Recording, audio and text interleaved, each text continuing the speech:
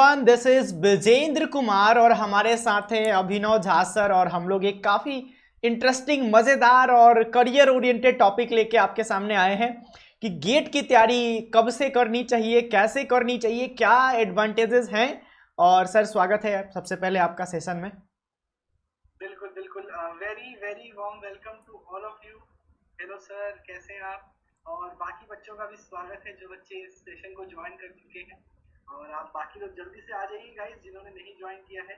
Start करते हैं शानदार से इस सेशन को और आगे बढ़ेंगे गाइस। गोइंग फॉरवर्ड हम लोग और भी ऐसे धमाकेदार सेशंस लाते रहेंगे ताकि आपको पूरे कॉलेज में कैसे आगे बढ़ना है ना। जो बच्चे हमसे पढ़ के गए उनको हम छोड़ेंगे नहीं, उनके लिए हम लोग सेशंस अभी तक करते रहेंगे जब तक वो कॉलेज में जाके सेटल ना हो जाए, क्योंकि हमारी जिम्मेदारी सिर्फ आपको जेई क्लियर करानी नहीं है, आपको करियर में गाइड भी करना, आगे कैसे आपको अटेम्प्ट्स रखने हैं, आगे कैसे आपको करियर में ग्रो करना है, सब कुछ हम लोग बताएंगे। Very platform course super JE. सभी लोग आ जाए जल्दी से।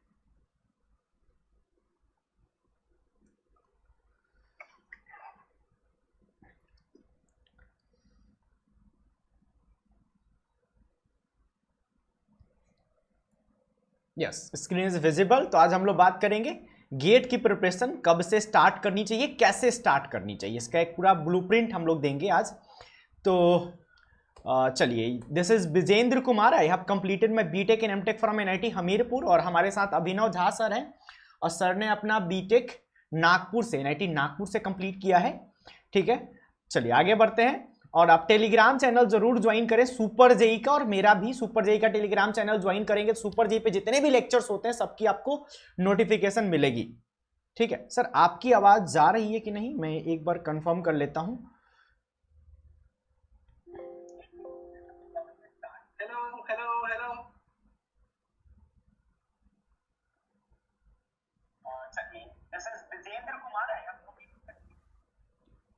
ठीक है सर, अब परफेक्ट है। अगर कुछ प्रॉब्लम हुआ भी होगा तो ठीक हो जाएगा। ठीक, चलिए चलिए, बहुत बढ़िया। तो yes Prasam, very very nice. We will be answering all your questions. जितने बच्चे हैं प्लीज आप अपने डाउट्स पूछते रहिएगा, हम लोग आपके डाउट्स सारे क्लियर करेंगे, don't worry. Sir Unacademy plus के बारे में बताइए बच्चों को। बिल्कुल बिल्कुल बच्चों, आप लोग अनअकैडमी प्लस ज्वाइन कर सकते हो। Live classes, weekly test, structured courses, unlimited access तो है ही आपके पास। साथ ही साथ study planner, study material, expert guidelines, test analysis और पर्सनल गाइडेंस भी आपको मिल रहा होता है इस शानदार से प्लेटफॉर्म पे। तो गाइज डोंट वरी, आप लोग आइए अनअकैडमी प्लस के साथ जुड़िए। साथ ही साथ आइकॉनिक भी आप लोग चूज कर सकते हैं, बहुत बेनिफिशियल होगा आपके लिए। ओके, तो आप लोग प्लस और आइकॉनिक अपने हिसाब से जो भी आपको सुटेबल लगे आप ले सकते हैं। और सबसे बड़ी बात है कि इंडिया के सारे टॉप एजुकेटर्स यहाँ पढ़ाते हैं, प्लस पे पढ़ाते हैं। ठीक है, चाहे वो पहले ऑफलाइन के टीचर थे और जो ऑनलाइन के टीचर थे, सब आ गए हैं एक ही जगह पे, अनअकैडमी पे।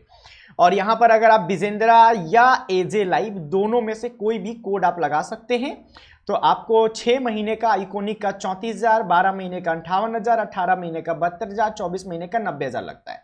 प्लस का 3 महीने का 17, 6 महीने का 27, 12 महीने का 38, 24 महीने का 55 और 30 महीने का 59,000 लगता है after using the code Vijendra या एजे लाइव। ठीक है, और बैचेस हमारे ड्रॉपर बैच ऑलरेडी हमारे ये चल रहे हैं, 3 ड्रॉपर बैच। और सर 2 बैच, नया बैच कल से शुरू हो रहा है। मतलब सर देखिए अभी भी ड्रॉपर बैचेस शुरू हो रहे हैं हमारे पास। ठीक है, और सर हम लोग भी एक बैच ले आएंगे बहुत जल्द जिसमें एक क्रैश कोर्स टाइप का, मोस्ट प्रोबेबली नेक्स्ट मंथ से हम लोग स्टार्ट करेंगे क्रैश कोर्स टाइप का। तो आप लोगों के लिए बहुत सारी चीजें हम लोग करते रहेंगे, तो ऐसे सारे अपडेट आप लोगों को मिलते रहेंगे। बस चैनल को सब्सक्राइब करके रखिए, आपकी हर जरूरत को हम लोग पूरा करेंगे। ठीक है, और सर इसके बारे में बता दीजिए बच्चों को। बिल्कुल बच्चों, 30 अक्टूबर में यार जो भी बच्चे 9th 10th 11th 12th में हैं, जहां पे भी हैं, आप लोग आ सकते हैं और एजे लाइव या फिर विजेंद्र कोड लगा के you all can come into this amazing platform, है ना। और आप लोगों को यार बहुत अमेजिंग सा चीज होने वाला है। 10 AM से लेकर आप लोग को दोपहर के 2 बजे तक आपको प्रॉपर गाइडेंस मिलेगा। 10 AM को क्लास 10th 11th के बच्चे जुड़ सकते हैं। कैसे IIT-JEE की प्रिपरेशन करनी है हम बताएंगे आपको। साथ ही साथ आप लोग 12th और ड्रॉपर हैं तो आप लोग को रैंकर्स जर्नी वाले क्लास में आने की बहुत अमेजिंग सी चांस है। तो आइए आप लोग 11:45 एंड इस प्लेटफॉर्म पे और जुड़िए हमारे साथ और बहुत बेनिफिट उठाइए अनअकैडमी के प्लेटफॉर्म पे। साथ ही साथ गाइज आप लोग को T20 चैंपियनशिप सीरीज में हिस्सा लेने का मौका मिल रहा है। 30 questions in 20 minutes, it will be phenomenal. और one and only Dhoni is with Unacademy guys. तो यार अनअकैडमी के साथ सारे अच्छे लोग जुड़ते जा रहे हैं, सारे अच्छे एजुकेटर्स जुड़ते जा रहे हैं, तो आप भी पीछे मत हटिए और अनअकैडमी का पूरा फायदा उठाइए guys, without a worry. Unacademy sir एक अभी ई लर्निंग में द बेस्ट ब्रांड है, बेस्ट प्लेटफॉर्म है, ठीक है। इस चीज को जो बच्चा जल्दी समझ जाएगा उसके लिए बहुत फायदेमंद रहेगा ये, क्योंकि अल्टीमेटली ये जो भी चीजें यहाँ पे अनअकैडमी पे हो रही है ये बच्चों के लिए हो रही है। अनअकैडमी से इतना अच्छा रिजल्ट हुआ है, 20, 21, 34, 75, 131, 143, 197, 204, बहुत सारे शानदार रिजल्ट्स यहां से प्रोड्यूस हुए हैं। अगर आपका भी रिजल्ट अच्छा आया है तो डिस्क्रिप्शन में एक फॉर्म का लिंक दिया गया, उसको भर दीजिए, ठीक है। और अनअकैडमी कॉम्बैट एवरी संडे होता है, 4 करोड़ की स्कॉलरशिप होती है, एवरी संडे 11 बजे से होता है। टोटल यहां पे 60 मिनट में 21 क्वेश्चन दिए जाते हैं और 150 बच्चों को स्कॉलरशिप मिलता है। रैंक 1 से 3 वाले को 100% की स्कॉलरशिप प्रोवाइड की जाती है, ठीक है। तो चलिए हम लोग टॉपिक को स्टार्ट करते हैं, वापस आ जाते हैं अपने टॉपिक्स पे। How to start GATE preparation, GATE की प्रिपरेशन हम लोग कैसे स्टार्ट करनी चाहिए और कब करनी चाहिए। पहले सर हम लोग एक बेसिक लेवल पर पहले ये बताते हैं कि गेट का एग्जाम होता क्या है, ठीक है। सर गेट का फुल फॉर्म क्या होता है? गेट का full form is guys graduate aptitude test in engineering. तो ऑब्वियसली जो बच्चे इंजीनियरिंग में ग्रेजुएट्स हैं, है ना, 4th और 5 या फिर 4 ईयर कोर्स लिया हुआ या 5 ईयर, अब तो 3rd ईयर से भी गेट दे सकते हैं, नया रूल। बिल्कुल बिल्कुल बिल्कुल 3rd ईयर के स्टूडेंट ही गेट तो दे सकते हैं, और 3rd ईयर का स्टूडेंट दे सकता है, और कोई 50 से 60 साल का आदमी भी गेट एग्जाम लिख सकता है। ये आपको देख के बहुत ही ज्यादा भौचक्का होंगे आप लोग। तो आपका कंपटीशन इज विद एवरीवन, क्योंकि गेट आजकल सर क्या बोलते हैं, कुछ कुछ कंपनीज जो अपने एम्प्लॉयज को प्रमोशन देने के लिए रखती है क्राइटेरिया, वो रखती है गेट का criteria. And I was actually teaching for GATE examination. My student was a 50-year-old guy. Okay. मेरे स्टूडेंट थे, वो गेट एग्जाम लिखना चाह रहे थे। तो ऑब्वियसली गेट में, पर मैं बता देता हूँ गाइस कि जनरली एज जो गेट जो बच्चे लिखते हैं वो लिखते हैं basically for getting into IITs and NITs and top institutions for MTech.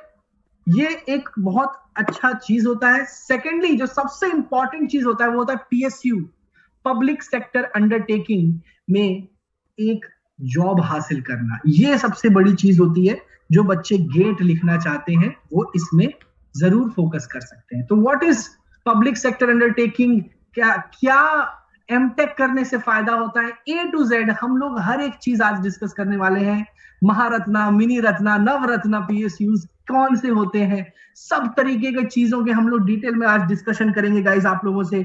और it is one of the most interesting. ये तो क्लियर पहले हम लोग कर दें कि गेट के बारे में जैसा सर ने बताया कि ग्रेजुएट एप्टीट्यूड इंजीनियरिंग टेस्ट है, ये मतलब वैसे बच्चे दे सकते हैं जो इंजीनियरिंग कर रहे हैं, ठीक है। और इसमें क्या क्या पूछा जाता है, ये एग्जाम कब दे सकते हैं। आप बीटेक कर रहे हैं तो 3rd ईयर आपका कंप्लीट हो गया तो आप दे सकते हैं गेट का एग्जाम, 4th ईयर में दे सकते हैं, उसके बाद भी दे सकते हैं। जैसे सर ने बताया कि 50 साल 45 साल वाले लोग भी दे सकते हैं। सिलेबस क्या क्या रहता है, कैसा एग्जाम होता है, तो एक ऑब्जेक्टिव लेवल का एग्जाम होता है, प्योर ऑब्जेक्टिव, ठीक है, कंप्लीटली ऑब्जेक्टिव। अब उसमें अलग अलग टाइप के सवाल होते हैं, ठीक है। ओनली 1 करेक्ट वाला भी होता है, मोर देन 1 करेक्ट वाला भी होता है, इंटीजर टाइप भी होता है, ठीक है। अब सिलेबस में मैथमेटिक्स, कॉलेज में जाने के बाद 3 मैथ का सब्जेक्ट M1 M2 M3 पढ़ना होता है, वो तीनों रहता है। एप्टीट्यूड रहता है, एप्टीट्यूड में इंग्लिश रहती है, ठीक है। और उसके अलावा आपके जो ब्रांच का सब्जेक्ट होता है वो होता है, ठीक है। टोटल मिला के सर वेटेज कितना कितना रहता है, अगर आपको आइडिया हो तो बताना चाहेंगे कि ब्रांच के सब्जेक्ट का कितना वेटेज होता है, मैथमेटिक्स का कितना होता है और एप्टीट्यूड का कितना होता है। तो सर एप्टीट्यूड जो होती है वो फिक्स 15 नंबर की आती है हर एक इंजीनियरिंग में, ठीक है। तो एप्टीट्यूड जो होता है वो किसी भी इंजीनियरिंग के लिए ऑब्वियसली मोस्टली सेम ही रहता है, ज्यादा ऊपर नीचे नहीं होता। 15 मार्क्स का श्योर शॉट आता है आपके एग्जाम में। प्लस अगर आप बात करें कि इंजीनियरिंग मैथमेटिक्स कितनी आती है, तो इंजीनियरिंग मैथमेटिक्स बच्चों मोर और लेस जो सिलेबस होता है वो आप 12th के सिलेबस के हिसाब से ही काम कर सकते हो। उसमें आप लोग को matrix, differential equations, differentiation, double differentiation, double integration, इस पे काफी क्वेश्चंस रहते हैं। तो वो आपका एक्चुअली लगभग लगभग 10 से 15 मार्क्स तक वेरी करता है। तो ऑन एन एवरेज 75% से लेकर 70% तक आपके सब्जेक्ट की नॉलेज वो देखते हैं। और अगर आप सिविल इंजीनियरिंग स्टूडेंट है तो आप समझ सकते हैं कि आपके 75 नंबर जो होता है वो आपका सिविल से आता है, 10 नंबर मैथमेटिक्स से आता है और 15 नंबर आपका एप्टीट्यूड एंड इंग्लिश वो 15 नंबर रखता है। गेट एग्जाम का बेनिफिट क्या है पीएसयू के अलावा? पीएसयू के अलावा बेटा आप लोग आईआईटीज में एमटेक करने के लिए ले सकते हो, एनआईटीज में एमटेक करने के लिए ले सकते हो, है ना, पोस्ट ग्रेजुएशन। हाँ, मतलब दो चीजें हो गई, एक तो जॉब भी कर सकते हैं आप, और दूसरा आप हायर स्टडीज के लिए भी जा सकते हैं। दोनों में, हायर स्टडीज और जॉब, ठीक है। हायर स्टडीज करने के दो अलग अलग लोगों के अलग अलग पर्पस होते हैं। कुछ लोगों का पर्पस होता है कि हायर स्टडीज के बाद जॉब ले ले, कुछ लोग आगे पीएचडी करके फिर टीचिंग के प्रोफेशन में, रिसर्च के प्रोफेशन में जाना चाहते हैं, ठीक है। तो वैसे लोग भी गेट क्वालिफाई करते हैं, फिर पहले एमटेक करेंगे और एमटेक के बाद फिर पीएचडी करेंगे। कुछ लोग कहते हैं एमटेक करेंगे और एमटेक करके हम जॉब ले लेंगे। कुछ लोग कहते हैं एमटेक नहीं करेंगे, पहले ही जॉब ले लेंगे, ठीक है। तो तीन टाइप का हो गया कि गेट निकाला जॉब ले लिया, ठीक है, गेट निकाला एमटेक किया जॉब ले लिया, गेट निकाला एमटेक किया फिर पीएचडी किया, ठीक है। ये होता है, तीन टाइप के लोग इसमें ज्यादातर जाते हैं। अब बात करेंगे कि अगर मान लीजिए आपका जेई खराब हो गया सर, जिन बच्चों का भी जो अच्छे स्टूडेंट होते हैं, जनरली जो मेहनत किए रहते हैं, किसी कारण से जेई खराब चल जाता है तो बहुत बुरा लगता है, एक बहुत बुरा फेज होता है, एक काफी डिप्रेशन वाला फेज होता है कि जो हम एक्सपेक्ट कर रहे थे हम कर नहीं पाए। तो उन बच्चों के लिए सर एक मौका होता है कि आप अभी एक जीएफटीआई में एडमिशन ले लीजिए, प्राइवेट कॉलेज में ले लीजिए और वहां जाके अच्छे से पढ़ाई कीजिए, गेट की तैयारी कीजिए, और फिर जाके जो आपने आईआईटी का सपना देखा था, ठीक है, अभी से 2 साल 3 साल पहले, वो आपका सपना 4 साल बाद ही सही पूरा होगा। आप किसी आईआईटी में as a MTech student admission लेंगे, ठीक है, और अपना आईआईटी का सपना पूरा करेंगे। तो आपका जो आईआईटी का सपना आपने देखा था वो टूटा नहीं है। और अभी जो तरीका था, मतलब अभी जो कंपटीशन था आईआईटी में घुसने का, जेई एडवांस, जेई मेन, ये बहुत टफ कंपटीशन था, उससे रिलेटिवली वो आसान हो जाता है अगर, क्योंकि वहां पे आपको 4 साल का टाइम मिलता है। अगर आप 4 साल पढ़ेंगे तो आसान हो जाता है आईआईटीज में घुसना, क्योंकि आईआईटीज में घुसने के लिए बहुत ज्यादा नंबर की जरूरत नहीं पड़ती है गेट में। अगर आप 4 साल एक ही लक्ष्य के साथ तैयारी करेंगे कि मुझे आईआईटी में जाना है, गेट की तैयारी करनी है, पूरे 4 साल भटकना नहीं है। अब 4 साल अगर पढ़ते हैं ना गेट के लिए, कंफर्म है, डेफिनेट है कि आपका आईआईटी में एमटेक के लिए एडमिशन हो जाएगा, लगभग हो जाता है, ठीक है। बहुत कम ऐसे बच्चे होते हैं जो 4 साल तैयारी करें और उनका गेट से आईआईटी में ना हो। और वहां क्या है, यहां क्या था, आपके पास 2 ही मौका है जेईई एडवांस में, वहां पे 2 मौका नहीं है, उसके बाद आप दे सकते हैं, ठीक है। एक बार फेल हो गया, दूसरी बार दे सकते हैं, तीसरी बार दे सकते हैं, सर ने बोला, ठीक है। तो आईआईटी का सपना अभी आपका खत्म नहीं हुआ है, आईआईटी का सपना अभी भी जिंदा है और उसका रास्ता गेट है, उस गेट को खोलना है। बस वही गेट कैसे खोलना है उसके बारे में आज हम लोग बताएंगे। और अभिनव सर तो गेट के टीचर भी रह चुके हैं, तो आपको और अच्छे से गाइड करेंगे। सर तो आ जाते हैं कि गेट की, एक तो हो गया कि ये बात हो गया, दूसरा पीएसयू में काफी अच्छी जॉब लगती है आपकी, जितनी भी महारत्ना नवरत्ना कंपनियां हैं वहां पे जॉब लगती है पीएसयू में आपके गेट स्कोर के थ्रू। तो सर अब शुरू कर देते हैं हम लोग कि आप ये बताइए कि गेट की तैयारी बच्चों को किस साल से, किस ईयर से स्टार्ट कर देनी चाहिए और कैसे करनी चाहिए? तो सर मैं फ्रैंकली बताऊं तो जैसे बच्चे जो जनरली होते हैं, जनरली बच्चे 3rd ईयर से ही प्रिपरेशन करना स्टार्ट करते हैं, जिनको फाइनल ईयर में गेट लिखना रहता है। तो सर मैं अपना एग्जांपल तो नहीं देना चाहता हूँ, मैंने एक अलग लेवल से प्रिपरेशन की थी, तो वो मैं बताऊंगा आपको, हो सके टाइम मिले तो स्टोरी भी बताऊंगा कि कैसे मैंने प्रिपरेशन की थी। But yes GATE syllabus is BTech syllabus, yes. तो गाइस ऑब्वियसली अभी क्या हो गया, गेट आप 3rd ईयर में भी दे सकते हो। तो यार बहुत देखो, फर्स्ट ईयर तो आप लोगों को यार ज्यादातर, आपको कोई भी बच्चा पढ़ता है तो उसको सर ऑब्वियसली अपने डिपार्टमेंट की पढ़ाई नहीं होती है। तो फर्स्ट ईयर आप लोग गाइस इन्वेस्ट कर सकते हो, आपको गेट लिखना है कि नहीं उसमें मोटिवेशन पाने के लिए। तो मैं ये सोचूंगा कि फर्स्ट ईयर आप डिसाइड करिए कि आप क्या गेट लिखना चाहते हैं, क्या आप गवर्नमेंट की तैयारी करना चाहते हैं, क्या आप एमटेक की तैयारी करना चाहते हैं। अपने करियर को एक दिशा देने की कोशिश करिए फर्स्ट ईयर में। तो ये मैं हर एक बच्चे को रिक्वेस्ट करूंगा, क्योंकि आपको आपके सब्जेक्ट की पढ़ाई होगी ही नहीं।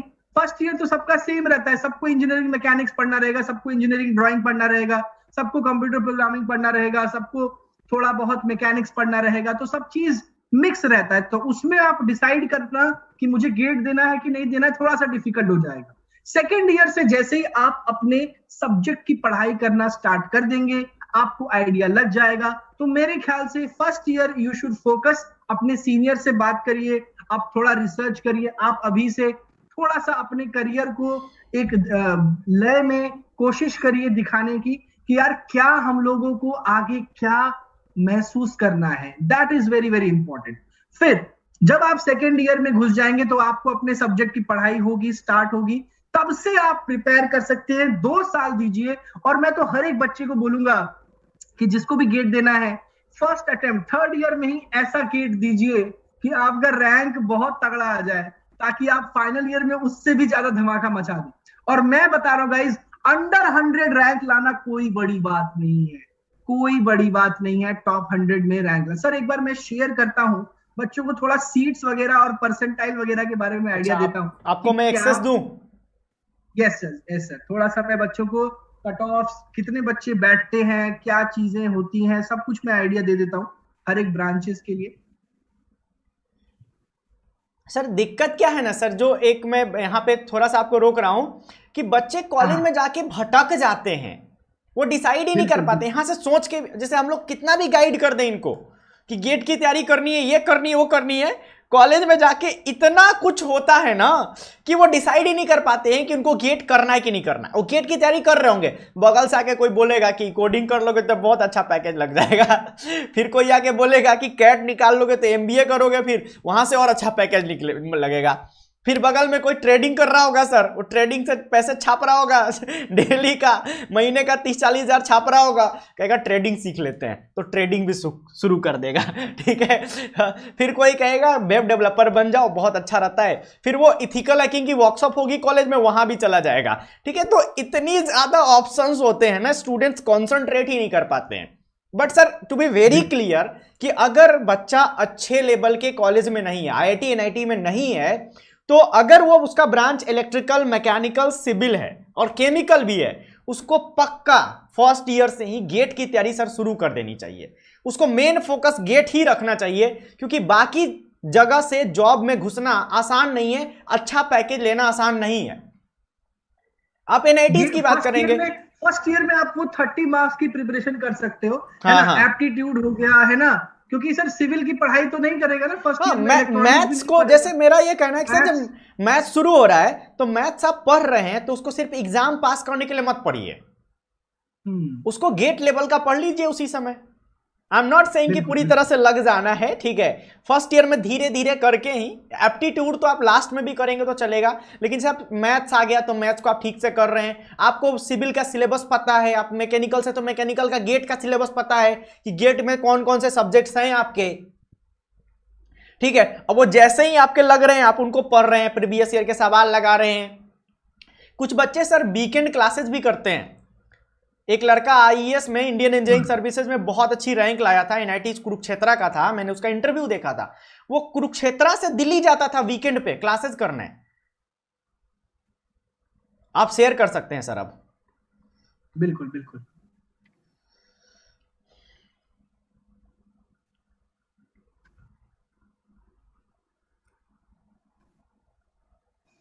हाँ, तो बच्चों अगर देखो, अगर सबसे पहले मैं बता देता हूँ कि कौन से बच्चे हैं जो गेट में सबसे ज्यादा फोकस करते हैं। तो यार देखो, अगर आपको सीएससी मिल गया है, अगर आपको इलेक्ट्रॉनिक्स एंड कम्युनिकेशन मिल गया है, तो नो डाउट आपके लिए प्राइवेट जॉब बेटर होगा, आपको प्राइवेट कंपनीज अच्छा पे करेंगी, आपका जॉब काफी स्टेबल होगा।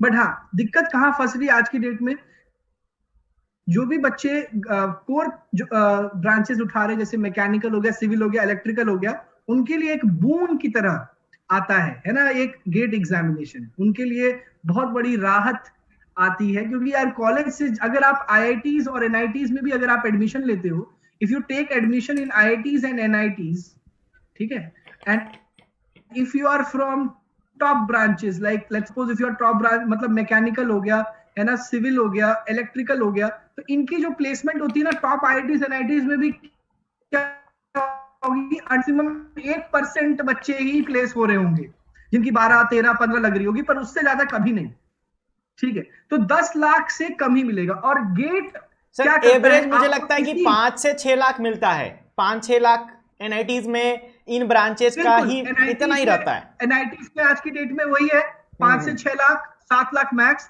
और आईआईटीज में आप 8 to 10 लाख एक्सपेक्ट कर सकते हो इन सारी कंपनीज में। एलएनटी जो बल्क में उठाती है वो आज की डेट में आईआईटी में जाके 8 से 10 लाख का पैकेज दे रही होगी मैक्सिमम, राइट। मेरे टाइम पे आईआईटीज में 7 लाख के आसपास प्लेसमेंट होती थी, एनआईटीज में 5 to 6 लाख का प्लेसमेंट होता था। तो अभी आप यही सोच सकते हो कि इनकी जो प्लेसमेंट होती है गाइस, बहुत इंपॉर्टेंट चीज डिस्कस कर रहे हैं कि आईआईटीज एंड एनआईटीज में एडमिशन लेने के बावजूद आपको इस तरह का जॉब लग रहा है जो कि मैक्स आपको 10 लाख ही दे पाएगा, वो भी बहुत कम बच्चों को। ऑन एन एवरेज आप पकड़ के चले तो आपकी करीब करीब 7 से 8 लाख की जॉब लगने वाली है। तो गेट एक तरह से उसके लिए बून हो जाता है। तो गेट भी इन्हीं 3 ब्रांचेस के लिए ही मेजरली पाया जाता है। आप इसमें ईसी और ट्रिपल ई भी ऐड कर सकते हैं, है ना, ईसी और ट्रिपल ई भी आप ऐड कर सकते हैं, क्योंकि वो लोग भी क्या होता है कि यार कुछ बच्चों का ईसी में शायद अच्छा प्लेसमेंट ना हो, राइट, ट्रिपल ई वाले भी करते हैं सर। बिल्कुल बिल्कुल, ईसी हो गया, ट्रिपल ई हो गया, ये लोग भी देते हैं। बट हाँ, केमिकल वाले भी देते हैं सर। केमिकल मैं आपको सबका प्लस एंड नेगेटिव्स बताऊंगा। केमिकल पे मैं अभी क्यों नहीं आ रहा हूं, क्योंकि मैं इसके बाद आपको केमिकल के बारे में भी बताऊंगा, बहुत बड़ा उसका डीमेरिट भी है एक। तो पहले लेट्स डिस्कस कि यार मैकेनिकल की सबसे ज्यादा सीट्स होती है, मैकेनिकल की सबसे ज्यादा सीट्स होती है बच्चों, करीब करीब 2.5 लाख लोग लिखते भी हैं, इसीलिए जितनी सीट्स उतने लोग लिखेंगे, ऑब्वियस सी बात है। तो 2.5 लाख लोग लिखते हैं, समझ रहे हो गाइस। तो कंपेयर करो, जेई से काफी कम हो जाता है इसका ऑब्वियसली जो नंबर ऑफ स्टूडेंट्स राइटिंग। उसके बाद जो नेक्स्ट होता है गाइस सिविल। सिविल जो लिखते हैं बच्चे अप्रोक्सीमेटली 1.8 लाख लिख रहे हैं आज की डेट में, ठीक है। उसके बाद अब अगर इलेक्ट्रिकल की बात करो गाइस, डबल ई की बात करो, तो अराउंड 1.5 लाख बच्चे लिख रहे हैं। एंड अगर आप बात करोगे कि ईसी और ट्रिपल ई का, तो 1 लाख के आसपास आपका ईसीई एंड ट्रिपल ई आप पकड़ सकते हो।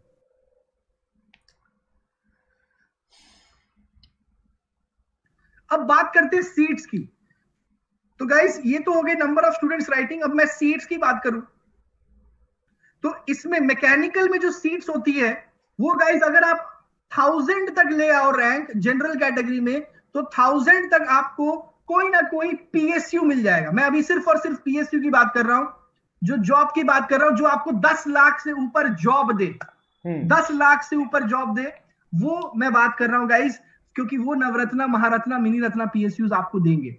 मिनी रत्ना जो कुछ है वो ऑब्वियसली अराउंड 8 लाख भी पे करती हैं, बट अगर आपको मैं पर्क्स भी, इसके बाद थोड़ा पर्क्स पे भी आएंगे कि क्या पर्क्स है किसी पीएसयू ऑफिसर का, उसको किससे कंपेयर कर सकते हैं, तो उसको भी थोड़ा डिस्कशन करेंगे थोड़ी देर में। अभी इसको लेट्स गेट कन्फाइंड टू कितने बच्चे आप लोग 1000 रैंक ला के आपको मैकेनिकल की सीट मिल सकती है। उसके बाद सिविल की बात करें, सिविल का जो कट ऑफ जाता है वो आपका 750 मैक्स बच्चों को लास्ट राउंड तक आपको मिल जाता है। 750 rank is the cut off for civil engineering students, जिनको आपको अगर आज की डेट में कहीं पे भी मिनी रत्ना, नवरत्ना, महारत्ना में आपको लेना है।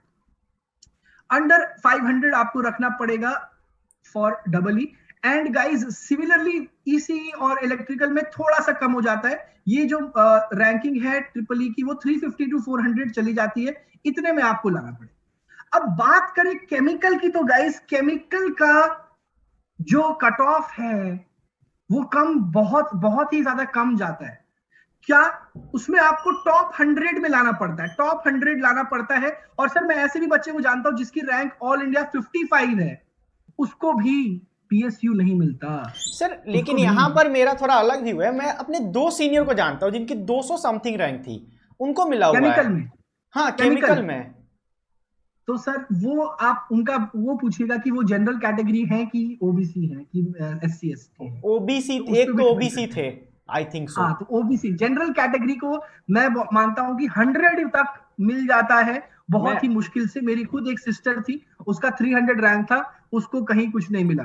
मैं अभी राइट? पूछता हूँ सर। तो हाँ हाँ, तो देखिए, हाँ तो सर ट्रिपल ई के लिए मैंने बताया गाइस 350 टू 400 रैंक लाना पड़ेगा आपको 1 लाख बच्चों में।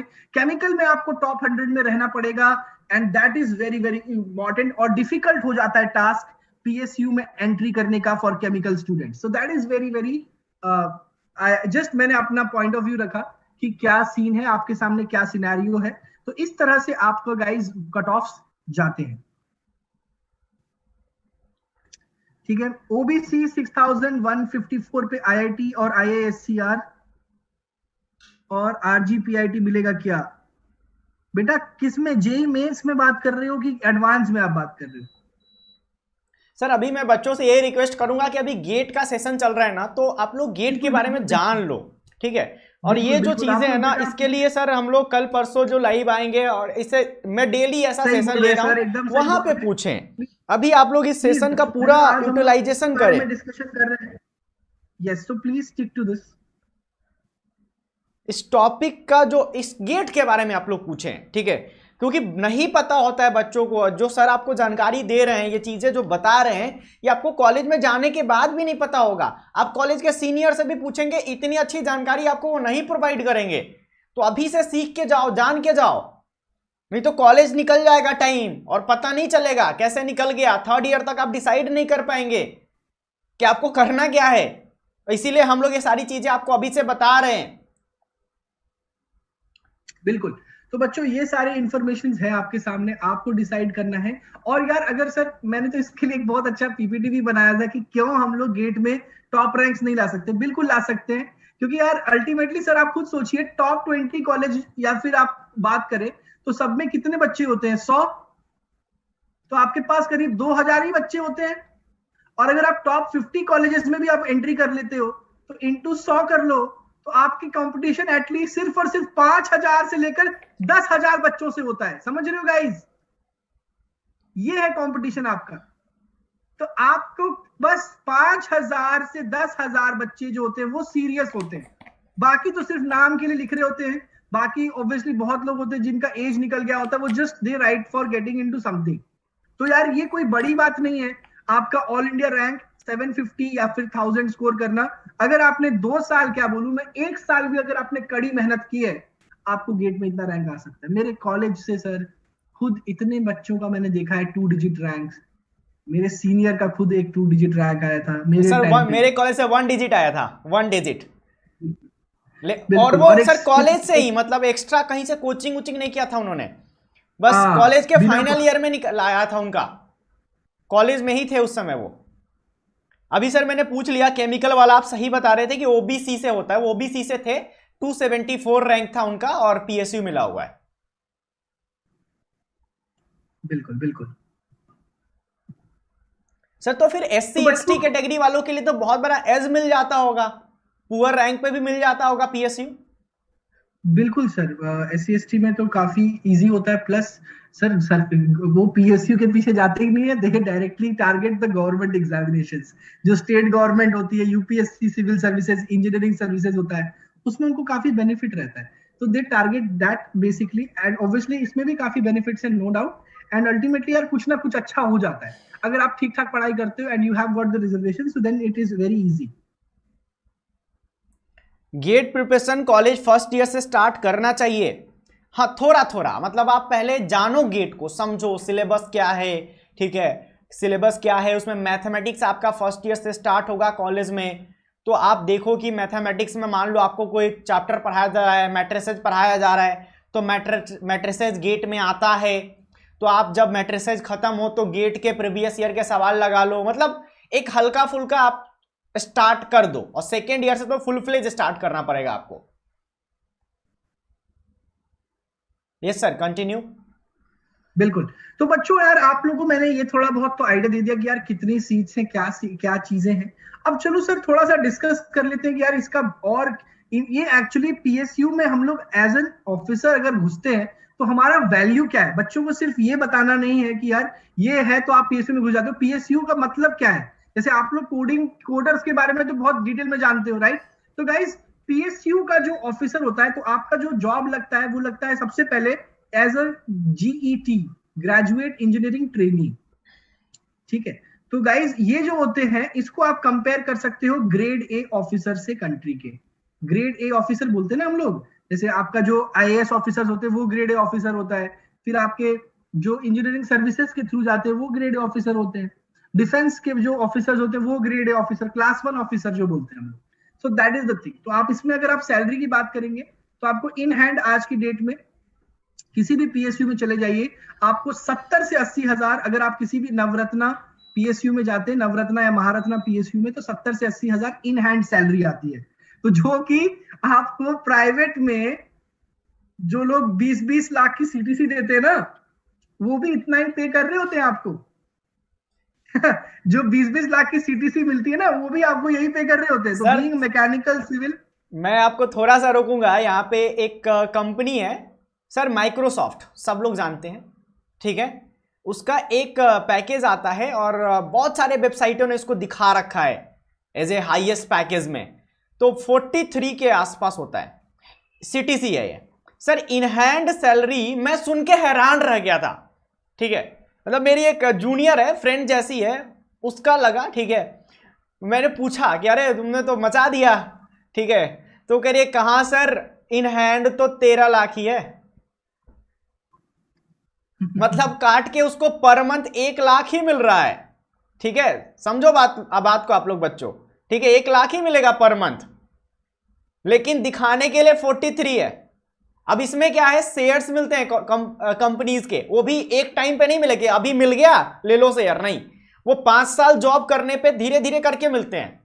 तो ये दिखाने के मुंह, आपको कहावत है ना कुछ एक ऐसा, दिखाने के कुछ और ऐसे खाने के कुछ और, वैसा वाला है ये सिर्फ दिखाने के लिए है। उसी तरह से एक और पैकेज आता है, न्यूज में भी खूब आते रहता है कि यहाँ की बेटी ने 40 लाख का पैकेज लिया, 41 लाख का पैकेज लिया। पटना से भी एक लड़की का न्यूज में आया था, तो ये एडोबी का है, एडोबी, ठीक है। तो एडोबी में ये 41 लाख का जो पैकेज होता है, इसका ये 41 में से 20 आपका शेयर होता है, लगभग 20 के आसपास एक्चुअल बेस पे एक्चुअल पे होता है, इन हैंड आता है, समझ रहे हैं ना। तो ये जो आपको सॉफ्टवेयर के फील्ड में जो बड़े बड़े पैकेजेस दिखाए जाते हैं ना, उनका इन हैंड बहुत कम होता है, ठीक है। कुछ कुछ कंपनियां हैं जिनका सीटीसी लगभग इन हैंड के बराबर होता है, ऐसी कंपनियां भी हैं मार्केट में, ऐसा नहीं है, लेकिन बहुत कम है। Yes sir, continue. मैं बस थोड़ा थोड़ा आपको कहीं कहीं रोक रोक के अपनी पॉइंट्स ऐड कर रहा हूं। Yes yes. तो गाइज इन हैंड सैलरी आपका 70 to 80 के है। कुछ कुछ जगह आप लोगों को गाइज ऑब्वियसली रेसिडेंस भी प्रोवाइड होता है ना। आप लोगों को गाइज जो आईओसीएल हो गया है ना, अगर आप बड़ी बड़ी नवरत्ना आईओसीएल है ना, एचपीसीएल है ना, उसके बाद आपका जो कंपनीज है बीपीसीएल हो गई है ना, फिर आपका पावर ग्रिड हो गया, ये सब तगड़े पीएसयूज कहलाते हैं।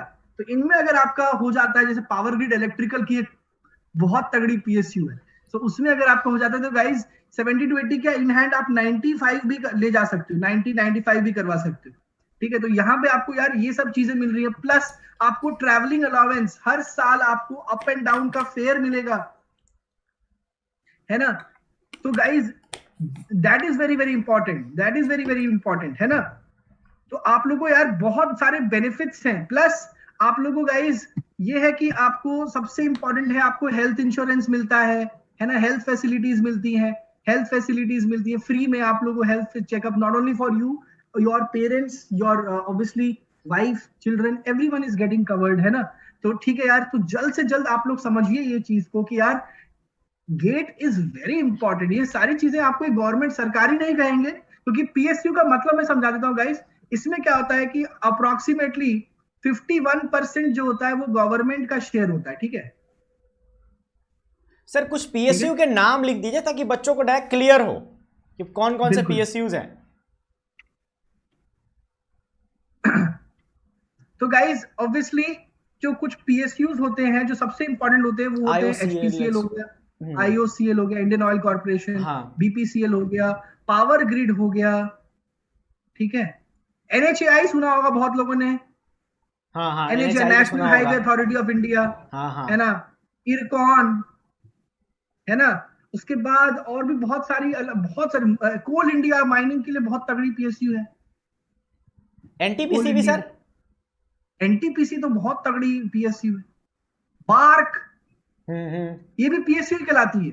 BSNL? BSNL is also PSU. BSNL को भी पीएसयू yes, कहेंगे। yes. और बच्चों एक्चुअली क्या होता है ना, जो बैंक्स होते हैं हमारे, एसबीआई हो गया, वो भी एक तरह से पीएसयू ही है। जो एसबीआई हो गया आपका, जो गवर्नमेंट बैंक्स और हैं, भी जो पंजाब नेशनल बैंक है, दे आर आल्सो पीएसयू, क्योंकि उसमें पूरा एसबीआई का शेयर नहीं है ना, उसमें मेजर जो ऑब्वियसली परसेंटेज होता है वो गवर्नमेंट का होता है, ठीक है। तो दैट इज इंपॉर्टेंट। तो एक तरह से ये सारी कंपनीज ड्रीम कंपनीज होती है। इसमें अगर आपकी जॉब लगी तो आप जिंदगी भर चला जाओगे। तो इसमें डीमेरिट में, अभी सर हमने मेरिट्स तो बता दिए, बच्चों को डीमेरिट भी बताना हमारा ही काम है। तो डीमेरिट्स क्या होता है बच्चों, मैं आपको डीमेरिट्स बता देता हूँ। तो ये तो हमने सारे पॉजिटिव्स पॉइंट्स बता दिए गाइस, हमने पॉजिटिव पॉइंट्स बता दिए। तो यार आपको एक चीज नेगेटिव्स क्या है यार, आपका जो इंक्रीमेंट होता है वो होता है सालाना थोड़ा सा कम, वो होता है परसेंटेज होता है 3% के आसपास। हर साल आपका सिर्फ 3% का इंक्रीमेंट होगा।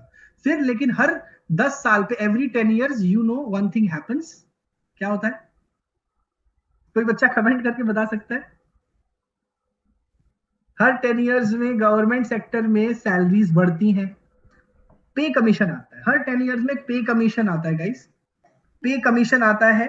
यस, प्रोडक्शन वाला मैकेनिकल सिलेबस दे सकता है? आई गेस आशी, yes that is correct. Production वाला दे सकता है। कुछ कुछ होता है कि कुछ कम कॉलेज में ये वाला चीज कर सकते हैं हम लोग। तो पे कमीशन आता है गाइस, तो उससे आपका काफी सैलरी स्ट्रक्चर इंक्रीज हो जाता है। जैसे मुझे याद है कि यार ये वाला नहीं, जो इससे पहले वाला पे कमीशन आया था, उसमें गाइस लगभग 2 times सैलरीज बढ़ गई थी। मेरे फादर की salary was around 40 to 50,000 and he was now getting, after that pay commission he was getting around 90 to 1 lakh। तो ये चीजें देखने को मिलती है। तो इंक्रीमेंट थोड़ा सा कम है, बट हाँ पे कमीशन रहता है, जो कि प्राइवेट और गवर्नमेंट को न्यूट्रलाइज करने के लिए रहता है। सो डेफिनेटली आपको ये चीजें समझ में आनी चाहिए। ग्रेट। और नेगेटिव फैक्टर्स में एक और चीज है। तो ये नेगेटिव फैक्टर 1 हो गया कि इंक्रीमेंट थोड़ा कम होता है, पर इसको मैंने मैनेज कर दिया इससे कि 10 years में पे कमीशन आता है, तो वो एक तरह से मैनेज हो जाता है। पर और भी हमको सुविधाएं तो हैं। एक नेगेटिव पॉइंट और है कि आपको रिमोट पोस्टिंग मिल जाती है, ठीक है। तो कभी कभी क्या होता है कि आपको बहुत रूरल एरियाज हो गए है ना, और टाउन्स में है ना, तो आपको सिटी लाइफ देखने को थोड़ी सी कम मिलेगी, है ना। आपका बच्चे लोग थोड़ा सा एजुकेशन सफर कर सकता है। तो बहुत दूर की बात कह दी, बट हाँ ऑब्वियसली रिमोट पोस्टिंग के कारण काफी सारी डिफिकल्टीज जरूर आती है। तो ये एक डीमेरिट हो गया, right.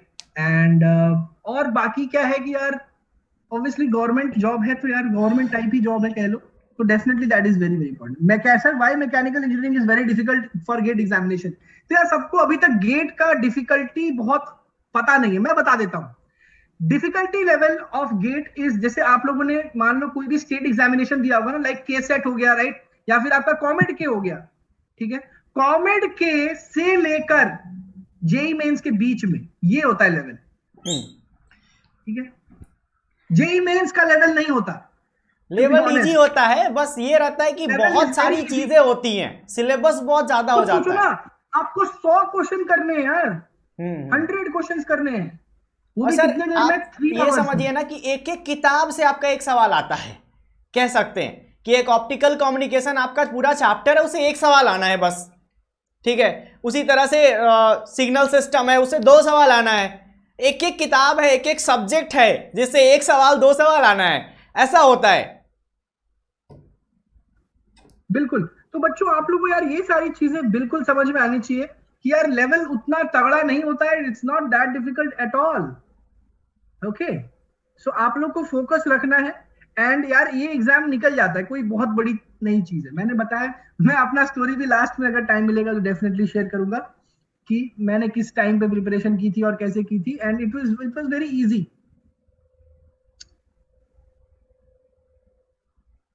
Sir why mechanical engineering हो गया ये, ठीक है।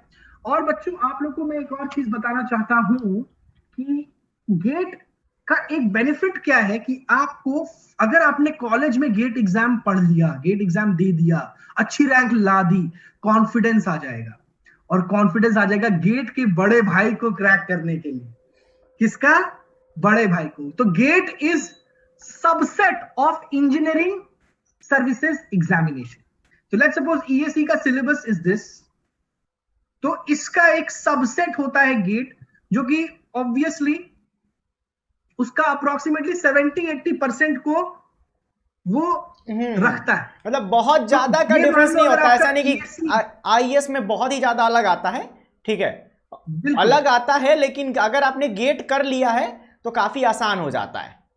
बिल्कुल बिल्कुल। तो यार ईएससी में क्या होता है कि आपका जो अलग सब्जेक्ट है लाइक एनवायरमेंटल है ना, एनवायरमेंट के बारे में, इंजीनियरिंग, ड्राइंग, कुछ ये लोग ने जनरल सब्जेक्ट्स भी ले आए हैं। आपका ऑब्वियसली करंट अफेयर्स भी रहता है, तो वो सारी चीजें ऐड ऑन हो जाती हैं क्योंकि 2 पेपर होता है।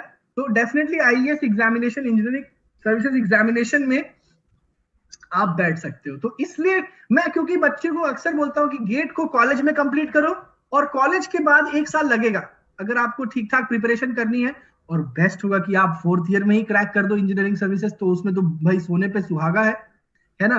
पर उसके बाद क्या होता है ना, अक्सर से बच्चे क्या होते हैं कि गेट की तैयारी करते हैं 4th ईयर के बाद, फिर वो साल वो उनका गेट होता है नहीं होता है, थोड़ा बहुत हो भी जाता है, फिर वो करते हैं इंजीनियरिंग सर्विसेज के लिए 2 साल तैयारी। तो बच्चे अक्सर 3 साल अपना वेस्ट कर देते हैं यहाँ पे। तो why not start preparation from 1st year, 2nd year, और गेट को हम लोग कॉलेज में ही निपटा देते हैं। एक अच्छी पीएसयू की जॉब हम लोग ऑलरेडी पा लेते हैं। और सर कॉलेज में हो सकता है, हमने एग्जाम्पल देखा है, जो कॉलेज के स्टूडेंट ने अच्छी रैंक लाई है, कॉलेज में रहते हुए 1 डिजिट का रैंक लाया हुआ है, तो किया जा सकता है, बट आपको फर्स्ट डे से स्टार्ट कर देना पड़ेगा। उसके बारे में सोचना एटलीस्ट कि आप उसके बारे में सोच रहे हो कि हमें गेट करना है, ठीक है, आप थोड़ा बहुत जांच पड़ताल कर रहे हो उसके बारे में, वीडियोस देख रहे हो यूट्यूब पे, ठीक है। जैसे अभी से आपको हम थोड़ा सा उसके लिए क्या कर रहे हैं, अभी से आपके अंदर एनर्जी डाल रहे हैं, अब अभी से आपको एक्टिवेट कर रहे हैं कि आपको गेट के बारे में सोचना है, गेट की इंपॉर्टेंस आपको बता रहे हैं। जिन बच्चों की भी अच्छी रैंक आती है ना, वो फर्स्ट ईयर से ही स्टार्ट कर देते हैं, उन्हीं की अच्छी रैंक आ पाती है। नहीं तो फिर क्या होता है कि उनको दिल्ली जाना पड़ता है, फिर दिल्ली जाके कोचिंग्स में प्रिपरेशन करनी पड़ती है, फिर वो प्रोसेस काफी स्लो हो जाता है। कितने सारे बच्चे हैं जो 3-3 साल 4-4 साल से तैयारी कर रहे हैं गेट और आईएएस का, अभी तक सफलता मिली नहीं है, ऐसे भी स्टूडेंट हैं। हालांकि जब आप बात करोगे एमटेक में एडमिशन लेने के लिए आईआईटीज में, तो ये ज्यादा इजी है, ये बहुत इजी है। इवन इसमें तो सीएसई वाला भी दे सकता है, सीएसई वाला भी दे सकता है। और सर सीएसई का गेट आई थिंक बहुत इजी होता है।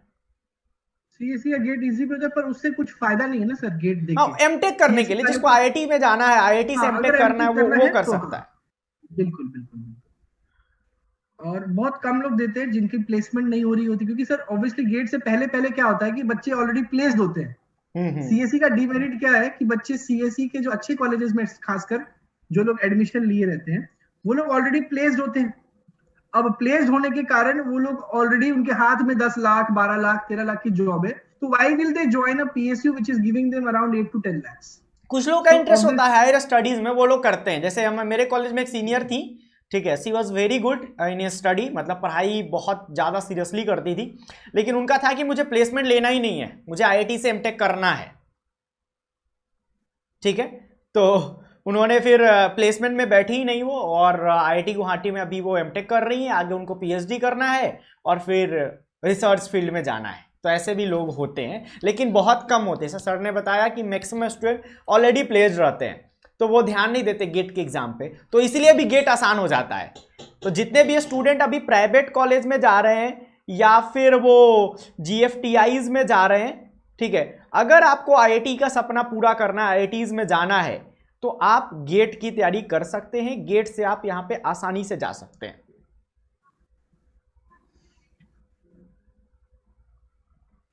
इट्स नॉट लाइक दैट कि शी वाज रिच और not, it's all about interest, ठीक है। इंटरेस्ट भी कोई चीज होती है, ठीक है।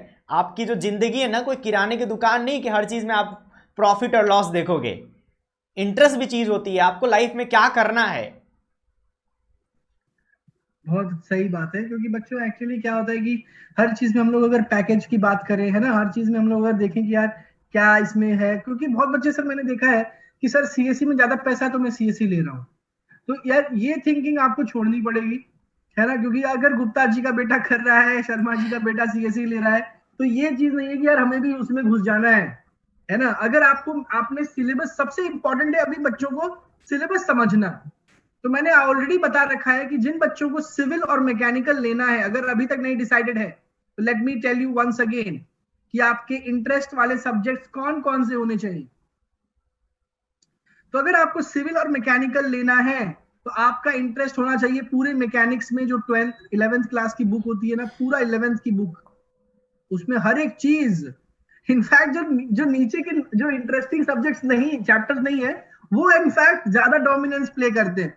कौन से टॉपिक्स हो गए, जैसे आप लोग ने बच्चों को पढ़ा होगा ना, स्ट्रेस स्ट्रेन वाला चैप्टर ना, स्ट्रेस स्ट्रेन वाला चैप्टर, इलास्टिसिटी वाला, यस है ना, प्रॉपर्टीज ऑफ मटेरियल हो गया, फ्लूइड मैकेनिक्स, यस है ना, यस, ये सब बच्चे पढ़ते नहीं है बच्चे अच्छे से, ठीक है, इतना वेटेज नहीं है अच्छे से जेई नहीं में। पढ़ते।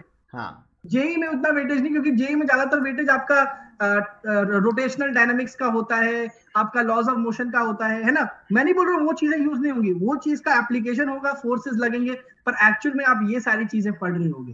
तो इन चैप्टर्स का बहुत रोल होता है सिविल और मैकेनिकल में, ठीक है। और प्लस आपको और क्या अच्छा होना चाहिए, आपकी ऑब्वियसली मैथमेटिक्स थोड़ी सी अच्छी होनी चाहिए।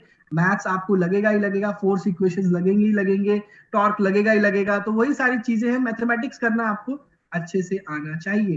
प्लस आपको थर्मोडायनेमिक्स, केमिस्ट्री का जो पढ़ते हो आप लोग, फिजिक्स में भी पढ़ते हो, वो काफी यूज होता है इनफैक्ट मैकेनिकल में, सिविल में नहीं होता उतना, बट थर्मोडायनेमिक्स का काफी यूज है मैकेनिकल में, ठीक है। तो ये सारी चीजें हैं जो आपको आनी चाहिए, ठीक है। तो ये सारी चीजों में अगर आपका इंटरेस्ट होगा तो आप जा सकते हैं कहां पे, सिविल और मैकेनिकल की तरफ। और अगर आपको इलेक्ट्रिकल लेना है, ईसी लेना है, या फिर ट्रिपल ई लेना है, तो आपका इंटरेस्ट होना चाहिए फिजिक्स की 11th वाली बुक, 12th वाली बुक पे। सर तो इजी को आप यहाँ से हटा दीजिए, क्योंकि इजी के बारे में बच्चों को बता रहा हूं कि जो हम लोग पढ़ के जाते हैं ना, उसका बहुत कम यूज होता है। जो हम, क्योंकि वो पूरा सेमीकंडक्टर इंडस्ट्री है, और जैसा आपने बोला कि जो चीजें मैकेनिक्स में बच्चे छोड़ के जाते हैं वही यूज होता है, यहां भी ईसीई का जो फिजिक्स है, जो 12th में पढ़ना है सेमीकंडक्टर, उसको बच्चे पढ़ते ही नहीं है। हाँ, वही वो पढ़ते ही नहीं है। बस एक ही चैप्टर, 2 चैप्टर है, एक ईएम वेव है, कम्युनिकेशन सिस्टम है, और सेमीकंडक्टर है। वो लास्ट में बस थोड़ा सा पढ़ लेते हैं, सवाल बना तो नहीं बना कोई बात नहीं, छोड़ देते हैं, ठीक है। और टीचर्स भी ज्यादा इसको पढ़ाते नहीं है, ज्यादा सीरियसली नहीं लेते हैं, लास्ट में बस ऊपर ऊपर से पढ़ा देते हैं, और पूरा का पूरा यही यूज होता है। अगर आप जाएंगे, और करंट इलेक्ट्रिसिटी का कितना यूज है सर? इसी में सर नहीं है, मतलब बस एक बेसिक इलेक्ट्रिकल जो सब्जेक्ट है वही एक पढ़ना होता है, जो इलेक्ट्रिकल में कॉमन है, एक बस बेसिक इलेक्ट्रिकल एक सब्जेक्ट। मैग्नेटिज्म का काफी यूज होता होगा, इलेक्ट्रिकल और इलेक्ट्रॉनिक, इसकी बात की जाए तो डबल ई में। हाँ, इसमें यूज होता है, इसमें तो करंट इलेक्ट्रिसिटी भर भर के यूज होता है। और सर डिफरेंशियल इक्वेशंस का काफी यूज होता है, जैसे मैंने देखा था ईसी में भी होता है सर, ईसी में भी खूब होता है। हाँ, ईसी में मैं वही बात कर रहा हूँ। ईसी में अगर आप बात करो तो डिफरेंशियल इक्वेशंस बहुत यूज होता है ना। Differential equation is very important, जो मैथमेटिक्स का टॉपिक है वो आपको बहुत अच्छे से आना चाहिए, वहां पे काफी यूज होता है। क्योंकि मैंने देखा था खुद मेरे दोस्त लोग जो इंटीग्रेशन करते हुए, डिफरेंशियल इक्वेशन करते हुए, so they used to ask me for help, क्योंकि मेरी मैथ्स सबसे स्ट्रांग थी। तो definitely that was very very interesting. तो ये सारी चीजें यार आप लोगों को आनी चाहिए। तो आपको इंटरेस्ट अगर अभी तक नहीं डेवलप हुआ है, अभी तक आपको कोई सीट मिली है, अगर आपने नहीं समझा है कि क्या करना है, तो आप ले सकते हो। अब यहाँ पे सर एक सवाल है, is it necessary to join IITs and IT to join DRDO? DRDO में सर गेट के थ्रू जा सकते हैं ना? डीआरडीओ आप गेट से जा सकते हो, DRDO is also PSU. DRDO भी आप गेट के थ्रू जा सकते हो, है ना। इसरो भी आप गेट के थ्रू ले सकते हो। ये लोग अपने खुद के भी, इसरो का खुद का भी एग्जाम होता है। हाँ, तो ये बहुत ज्यादा रिस्पेक्टेड होते हैं, डीआरडीओ, उसके बाद इसरो। इसमें आपको जो रैंक मिलती है ना, वो मिलती है साइंटिस्ट ई, ये होती है रैंक आपकी। फिर साइंटिस्ट ई से साइंटिस्ट डी जाते हो, फिर ए बी सी बनते हो, फिर बी बनते हो, फिर ए बनते हो। तो ऐसे आपका प्रमोशन होता है। तो डीआरडीओ हो गया, बार्क हो गया, इसरो हो गया, इसमें आपको साइंटिस्ट का पोजीशन मिलता है।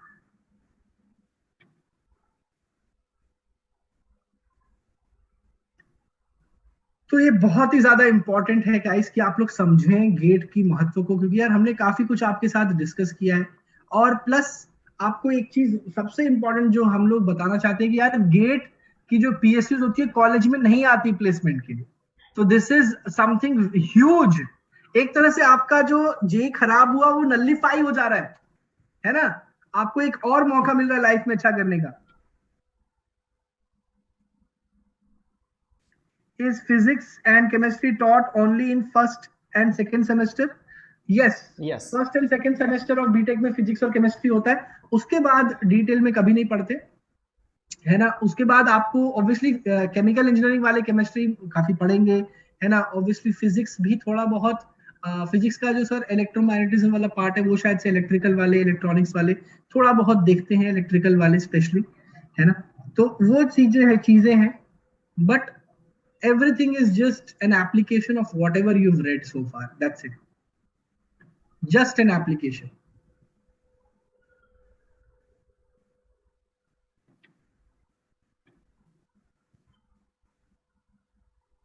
और आपके जो भी डाउट्स है बच्चों आप लोग पूछ सकते हैं विदाउट एनी प्रॉब्लम। हम लोग हैं यहाँ पे आपके सारे डाउट्स लेने के लिए।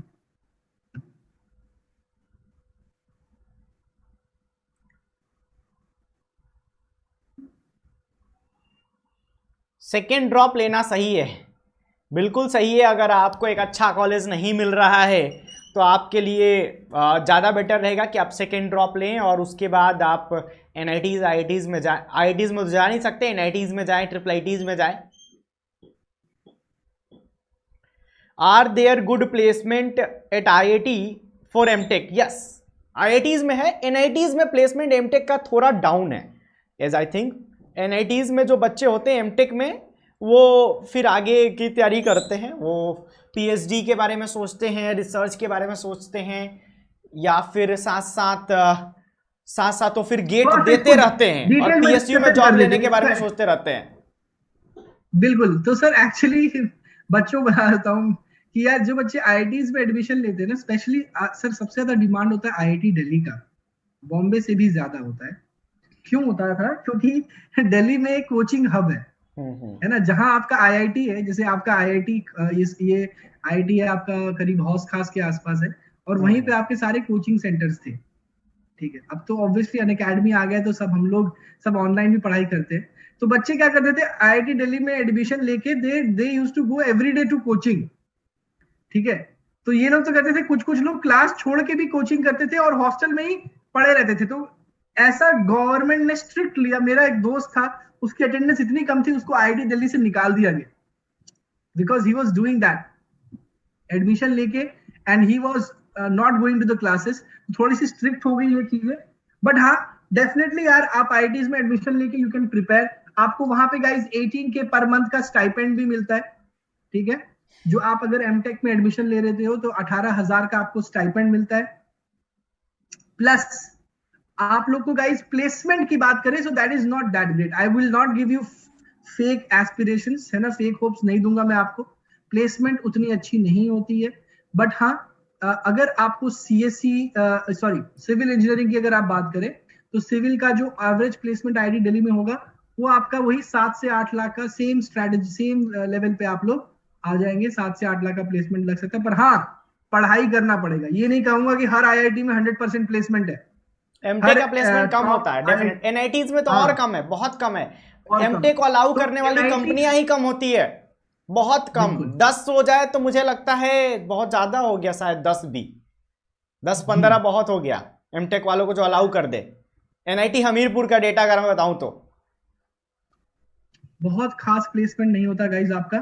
So this is just a backup option I would say, है ना। तो मैं बच्चों को थोड़ा सा बोलूंगा यार कि अगर आपको एमटेक करना है तो थोड़ा सा सोच लेना, आपको इंटरेस्ट होना चाहिए। You should be interested, actually you should be very good at it. Just कि सर बच्चे कुछ लोग हैं कि चलो कुछ नहीं हो रहा है चलो एमटेक कर लेते हैं, ये वाला एटीट्यूड नहीं रखना।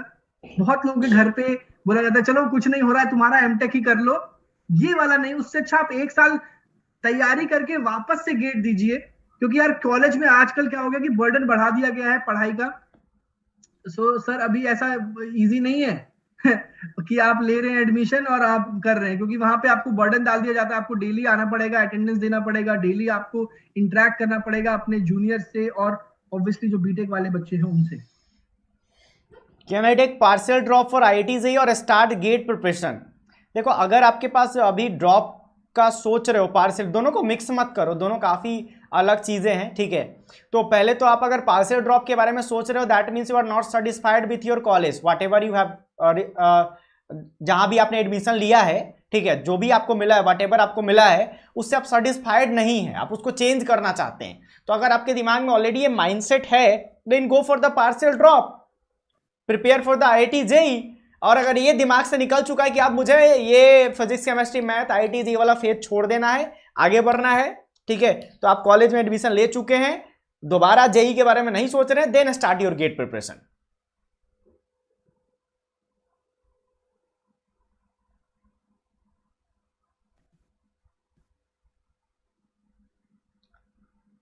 आईआईटी बॉम्बे से एमटेक में क्या सीन है? तो आईआईटी बॉम्बे से भी कोई there is no big difference, same package में बता रहा हूँ, सिविल का भी और मैकेनिकल का भी, इलेक्ट्रिकल का भी इसी रेंज में पकड़ लो, है ना, there is no huge thing. हाँ, एक आध जगह सर ऐसा होता है कि यार एक आध बच्चे की, मैं एवरेज पैकेज की बात कर रहा हूँ, है ना, एंड ऑब्वियसली कभी कभी ऐसा हो सकता है, कहीं कहीं ऐसा हो सकता है कि यार आपको your package goes eight an extreme high level, ठीक है, वो होता है कि कभी कभी एक कंपनी आ जाती है और बहुत तगड़ा प्लेसमेंट हो जाता है, like 20 lakh plus, 15 lakh plus. कुछ कंपनियां, एक आध कंपनियां सर ऐसी आ जाती है जो बोलती है सिर्फ एमटेक को अलाउ करेंगे, ऐसी भी कंपनियां आती है कॉलेज में, ओनली फॉर एमटेक, जो एकदम प्योर कोर होती है, प्योर कोर इलेक्ट्रॉनिक्स की होगी तो प्योर कोर में काम करती होगी, उसको प्योर इलेक्ट्रॉनिक्स के नॉलेज वाले बच्चे चाहिए होंगे। लेकिन ऑब्वियसली अगर ऐसी कंपनी आ रही है जो सिर्फ एमटेक को मांग रही है, उसका सीधा मतलब है कि उसको अच्छी इलेक्ट्रॉनिक्स की नॉलेज वाले बच्चे चाहिए। तो आप एमटेक में हैं तो एमटेक में होने के साथ साथ आपके पास अपने ब्रांच की बहुत तगड़ी नॉलेज होनी चाहिए, तभी जाके आप वैसे कंपनीज में प्लेसमेंट ले पाएंगे। क्योंकि वैसी कंपनियों को मैंने जनरली देखा है कि वो आएंगी, अगर बच्चे अच्छे नहीं मिलेगा छोड़ के चली जाएंगी, जीरो लेंगी, एक भी बिना लिए वो चली जाएंगी, लेकिन ऐसे वैसे बच्चे को लेके नहीं जाती हैं। तो वहां पे अगर आप एमटेक कर रहे हैं, अगर आप प्लेसमेंट के बारे में सोच रहे हैं कोर कंपनीज में, तो उस केस में आपको काफी अच्छी नॉलेज होनी चाहिए। एक पॉइंट यहां पे मैं अलर्ट पॉइंट लगाता हूं कि ये जो बीटेक प्लस एमटेक वाला होता है 5 ईयर वाला, ये अलग केस है, ठीक है, ठीक है, मेरा यही था तो मैं इसके बारे में बता सकता हूं। इसमें कंपनियां 5 ईयर डुअल डिग्री, ठीक है, इसमें कंपनी डिफरेंशिएशन नहीं करती है, ठीक है, इसमें कोई डिफरेंस नहीं होता है। जो बीटेक का नॉर्मल प्लेसमेंट होता है, सारी कंपनियां डुअल डिग्री वाले को भी अलाउ करती हैं, मोस्ट ऑफ द, एक आध होंगी, आप मान लो 5% 10% वैसी होगी जो नहीं अलाउ करती है, नहीं तो सारी कंपनियां अलाउ करती है, ठीक है।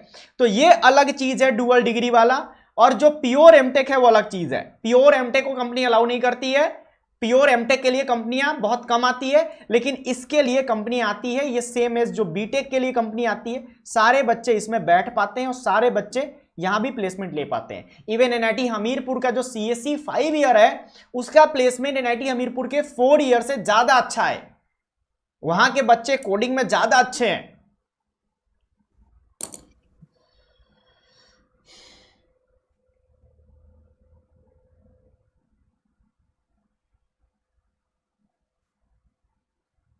Sir, why MTech has low budget placement even in advanced from than BTech? Because यार देखो, जो क्रीम क्राउड होता है ना, देखो यार ऑब्वियसली इस बात तो सही है, जो क्रीम क्राउड होता है सर, बात यही है ना कि एमटेक का वेटेज का मतलब क्या है। जनरली देखिए, इसका कंपनियां क्या सोचती हैं, कंपनियों की थिंकिंग पे आपका पैकेज बहुत ज्यादा डिपेंड करता है कि आपके बारे में कंपनी क्या सोच रही है। जो आपका एक समझिए कि क्या है, एक सेट बना हुआ है, ठीक है, तो एमटेक वालों का जो सेट है उसके बारे में जो कंपनियां सोचती है उसको आप भी सोच सकते हैं। एमटेक कौन सा बच्चा करता है, ठीक है, अगर कोई बच्चा आईआईटी से एमटेक कर रहा है तो जाहिर सी बात होगी कि जेई टाइम पे वो उसकी रैंक अच्छी नहीं आई होगी, ठीक है, फिर वो किसी प्राइवेट कॉलेज से उसने बीटेक करी होगी, ठीक है, फिर वो एमटेक में आया होगा, ठीक है, जनरली मोस्ट ऑफ द बच्चे ऐसे ही होते हैं। या फिर कोई एनआईटी का भी स्टूडेंट होगा तो एनआईटी में अच्छा परफॉर्म नहीं किया होगा, तब एमटेक में आया होगा, ठीक है, और अगर वो रिसर्च ओरिएंटेड होगा तो फिर वो प्लेसमेंट के लिए जाएगा ही नहीं। तो रिसर्च वाले बच्चों को तो हम अलग कर रहे हैं, ठीक है। कुछ बच्चे ऐसे भी होते हैं कि जो अच्छे होते हैं फिर भी रिसर्च ओरिएंटेड होते हैं तो यहां पे आते हैं, तो रिसर्च वाले बच्चों तो प्लेसमेंट में जाएंगे नहीं, उनको हटा दो, ठीक है। तो अब जो बच्चे प्लेसमेंट के लिए बैठते हैं वो इसी कैटेगरी के होते हैं। तो कंपनियां ये मान के चलती है कि बच्चे थोड़े से मतलब शुरू से ही नीचे वाले सेट में रहे हैं, मतलब बिलो एवरेज वाले में रहे हैं, तो इसीलिए इनको लेना नहीं चाहती है, ठीक है। और हमेशा जो फ्रेश स्टूडेंट्स होते हैं उनकी पैकेज ज्यादा होती है, उनकी प्लेसमेंट इजी होती है। अब कोई बच्चा एमटेक कर रहा है तो एमटेक में उसको जो पढ़ाया जाता है वो most of the research oriented चीजें पढ़ाई जाती है। जो बीटेक में पढ़ाया जाता है कंपनियों को उससे मतलब होता है। अब वो 2 साल पुराना हो चुका है बीटेक वाला, ठीक है, बीटेक में जो उसने पढ़ा था 2 साल 3 साल पुराना हो चुका है, तो इसीलिए कंपनियां इनको कम प्रेफर करती है, ठीक है। एक ये रीजन है। दूसरा रीजन ये भी मान के चलती है कि जो एमटेक कर रहा है उसका रिसर्च इंटरेस्ट होगा, अभी किसी और वजह से प्लेसमेंट ले रहा, बीच में छोड़ के फिर भागेगा पीएचडी के लिए। तो इन सभी कारणों को लेते हुए कंपनी एमटेक वाले स्टूडेंट्स को नहीं लेती है। हाँ, आरएनडी सेक्टर में, आरएनडी सेक्टर, हर कंपनी का आरएनडी सेक्टर भी होता है, वहां जैसे सैमसंग आरएनडी भी है, वो कंपनियां कभी कभी इनको प्रेफरेंस देती है। लेकिन ऐसा नहीं कि आरएनडी है तो सिर्फ इन्हीं को देगी, वहां भी बीटेक वाले बच्चे ज्यादा भरे पड़े रहते हैं। इवन आईआईटीज में जब मैं अपने दोस्तों से बात करता, मेरे दोस्त बताते थे कि जिस टीचर का, जिस फैकल्टी का फीडबैक खराब होता था उसको एमटेक में भेजा जाता था। मतलब अच्छे टीचर बीटेक वाले में आते थे, क्योंकि एमटेक में वैसे भी पढ़ना ज्यादा नहीं होता है, मेन आपका थीसिस वर्क होता है, रिसर्च वर्क होता है। आप थीसिस लिखते हो, मैक्सिमम टाइम थीसिस लिखने में ही जाता है, और थीसिस लिखना एक बहुत बड़ी काम है। मैंने खुद लिखा हुआ है इसलिए मैं बता सकता हूं आप ये चीज, ठीक है। थीसिस करना, रिसर्च करना वो अलग काम है, लिखना उससे ज्यादा टफ है, जहां पे आपको बिल्कुल एकदम जरा सा भी कॉपीराइट नहीं आना चाहिए, ठीक है। एकदम परसेंटेज होता है कि इतना % कम प्लेगरिज्म होना चाहिए, ओके। और हर चीज एकदम एक किताब लिख रहे होते हैं आप पूरा, तो मैक्सिमम टाइम इसमें जाता है, समझ रहे ना। तो बहुत सारे रिसर्च पेपर पढ़ने होते हैं, तो बच्चा तो जो मेन स्ट्रीम है, जो इंडस्ट्री ओरिएंटेड चीजें हैं वो तो सीख ही नहीं रहा है। वो क्या सीख रहा है? वो तो सीख रहा है रिसर्च के बारे में, रिसर्च कर रहा है, रिसर्च पेपर पढ़ रहा है। तो फिर कंपनी उसको प्लेसमेंट क्यों देगी, क्यों ले जाएगी वैसे बच्चे को जो रिसर्च पेपर पढ़ के आया है 2 साल?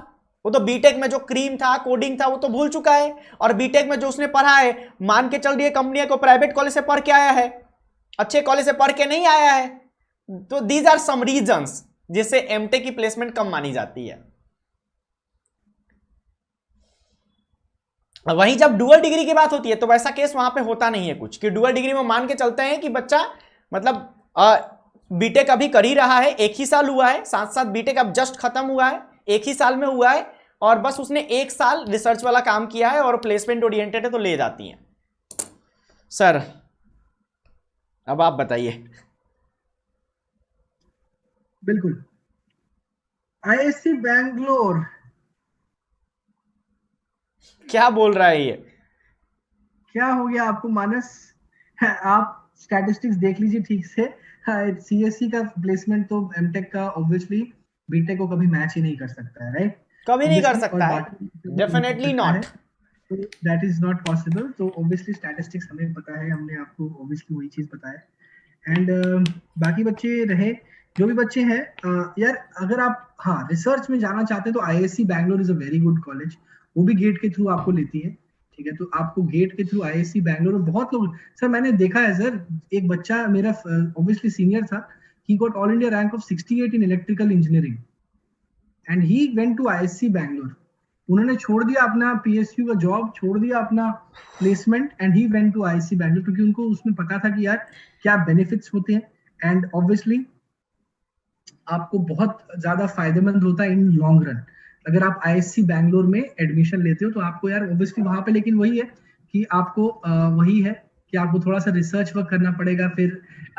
और ऐसा नहीं है, बहुत बच्चे सोचते हैं सर कि एमटेक करना इज लाइक पीएचडी करना, वो अलग चीज हो जाती है। आप एमटेक के बाद भी जॉब में घुस सकते हो, आप जरूर थोड़ा सा रिसर्च में चले जाते हो, but PhD is a different thing, different, definitely different. Sir MTech में तो बहुत सारे ऐसे बच्चे हैं जो कुछ भी नया नहीं करते हैं, ठीक है, नया करते नहीं है और उनका आसानी से एमटेक निकल जाता है, इतना सीरियसली पढ़ते भी नहीं है। और सर ऐसा नहीं है, बच्चे जैसे अभी क्या है ना, ये लोग मतलब अभी जब एक कॉलेज में जाएंगे ना, इनकी बहुत सारी चीजें चेंज होंगी। अभी जो सोच रहे हैं ना कि मुझे ये करना है, ये करना है, ऐसे करना है, ये सब बदलने वाला है कॉलेज में जाके। इनका हर साल में नए नए डिसीजन लेंगे ये। तो ऐसा नहीं है कि सब लोग प्लेसमेंट के पीछे ही भागते हैं। रिसर्च में भी तो पैसा है, जो रिसर्च करता है पैसा नहीं कमाता है, वहां भी तो पैसा मिलता है। मैं बुला के लाऊंगा, हम लोग दोनों लोग होंगे। AIR 7 रैंक आए हुआ है सर मैकेनिकल में, मेरे एक जानने वाले हैं, वो नहीं जाना चाहते हैं प्लेसमेंट में। PSU में सर AIR 7 की अच्छी जॉब लगेगी, बट उनको प्लेसमेंट नहीं चाहिए। उनको तो सपना है कि वो IISc बैंगलोर जाएं। अभी IIT मद्रास में उनका एडमिशन हुआ है, उनको एकदम इंटरेस्ट है कि मुझे थर्मल से MTech करना है, ठीक है, और थर्मल नहीं मिल रहा है तो उसके पीछे वो पागल हैं। AIR 7 समझ रहे हो, 7 रैंक आई है गेट में, 7 चैनल पे बुला के लाया भी था मैं एक बार, वो आए भी थे, एक बार फिर से बुला के लाएंगे। तो उनका प्लेसमेंट का शौक ही नहीं है, प्लेसमेंट वो लेना नहीं चाहते हैं, वो रिसर्च में जाना चाहते हैं। उधर भी पैसा मिलता है, रिसर्च में भी गवर्नमेंट पैसा देती है आपको। और एक और चीज मैं बताना चाहता हूँ बच्चों, देखो सिर्फ और सिर्फ रैंक लाने से काम नहीं होगा। Let me tell you this, rank आने के बाद आपका PSU में इंटरव्यू होता है। हाँ, इंटरव्यू में आपको ऑब्वियसली ग्रुप डिस्कशन मैटर करता है, ग्रुप डिस्कशन भी होता है कुछ कुछ PSUs में। तो आपको एक पर्सनालिटी भी स्ट्रांग रखनी पड़ेगी। ये नहीं कि भाई हम लोग बस पढ़ रहे हैं नवंबर ले आए, नहीं। आपकी भले ही AIR 100 हो, मैंने देखा है छटते हुए IOCL के इंटरव्यू में 100 AIR वाले को भी, क्योंकि देखो आपका एटलीस्ट वो जो होता है ना 75% वेटेज रहता है मार्क्स का, गेट का रैंक रखता है, ठीक है। गेट में आपने क्या परफॉर्म किया, उसके बाद 25% weightage is this also, GD and interview. And not only PSUs, IITs भी कुछ लोग हैं जो इंटरव्यू लेती है सर, IITs इंटरव्यू लेती है उसमें। और ये तो थोड़ा और डिफिकल्ट होता है, इसमें आपसे टेक्निकल क्वेश्चन पूछे जाते हैं, टेक्निकल क्वेश्चंस पूछे जाएंगे तभी मिलेगा एडमिशन। तो आप अपना जो एटीट्यूड है वो थोड़ा सा चेंज करेंगे कॉलेज में जाके, है ना। कैसे इंटरेक्ट करना है लोगों से, कैसे बोलना है, कैसे पब्लिक स्पीकिंग करना है, कैसे आपको इंटरव्यू में अच्छा परफॉर्म करना है, these things matter a lot. क्या पता आपके कॉलेज में आपकी कोर जॉब नहीं लग रही हो, आपका गेट में अच्छा स्कोर नहीं आया हो, तो कुछ कंपनीज होती है जो आती है लाइक मैनेजमेंट कंपनीज, उनको Yes, कुछ sir. मतलब नहीं है, एप्टीट्यूड निकालो, ले चले जाओ, आपकी बस बिल्कुल, एप्टीट्यूड लेती हैं और उसके बाद ले लेती हैं। बस आपको एप्टीट्यूड स्ट्रांग रखना है और आपको speaking skills you should be having good, आपको बात करना आना चाहिए अच्छे से। तो वो अच्छा कोर जॉब से भी ज्यादा आपको प्लेसमेंट दे देती है, 9-10 लाख की प्लेसमेंट दे देती है। मेरे कॉलेज में आई थी ग्रोवर्स, बल्क में उठा के ले गई थी 9-10 लाख के पैकेज पे। So that is the thing जो आपको समझना पड़ेगा कि you have to work on your personality, obviously that is very important. Sir, PhD is last milestone of engineering. ऐसा नहीं है last milestone, you cannot bifurcate it कि यार हाँ ये PhD है। अलग अलग रास्ते हैं आपको जिंदगी में अच्छा करने का। PhD भी एक बहुत अच्छी सी चीज है, उसमें आजकल तो गवर्नमेंट सर अच्छा खासा आपको स्टाइपेंड देती है, 75 to 80,000 अगर आप अच्छी जगह से कर रहे हो, सो दैट इज ग्रेट। आपका 8 CGPA होना चाहिए और कुछ तो क्राइटेरिया था, है ना, बीटेक में और एमटेक में कुछ 8 CGPA होना चाहिए। मतलब डिपेंड करता है आप किस IITs किस NITs में जाते हैं, जरूरी नहीं कि 8 होगा तभी मिलेगा, कम पे भी मिल जाता है। बट गेट स्कोर भी देख रही है सर अब, स्टाइपेंड गेट स्कोर भी देखा जा रहा है PhD में, अब PhD में। हाँ। तो ये सारी चीजें मैटर करती हैं कि आपको कितना स्टाइपेंड मिल रहा है। बहुत अच्छा स्टाइपेंड दे रही है government, and plus you get the amazing thing of the पूरा कैंपस मिल रहा है आपको। IISc बैंगलोर से PhD करके देखोगे तो अलग चीजें हैं, है ना। तो इसीलिए आप लोगों को मैं बोलूंगा कि अगर आपको ये PhD वगैरह करने का मन है तो फर्स्ट ईयर में ही घुस जाओ एमटेक में। ये नहीं आप 2 साल वेस्ट कर रहे हो गेट की तैयारी करने में, फिर आप एमटेक कर रहे हो, फिर आप PhD कर रहे हो, तो ऐसे करते करते आपकी 28-29 साल में आपकी जॉब लगेगी।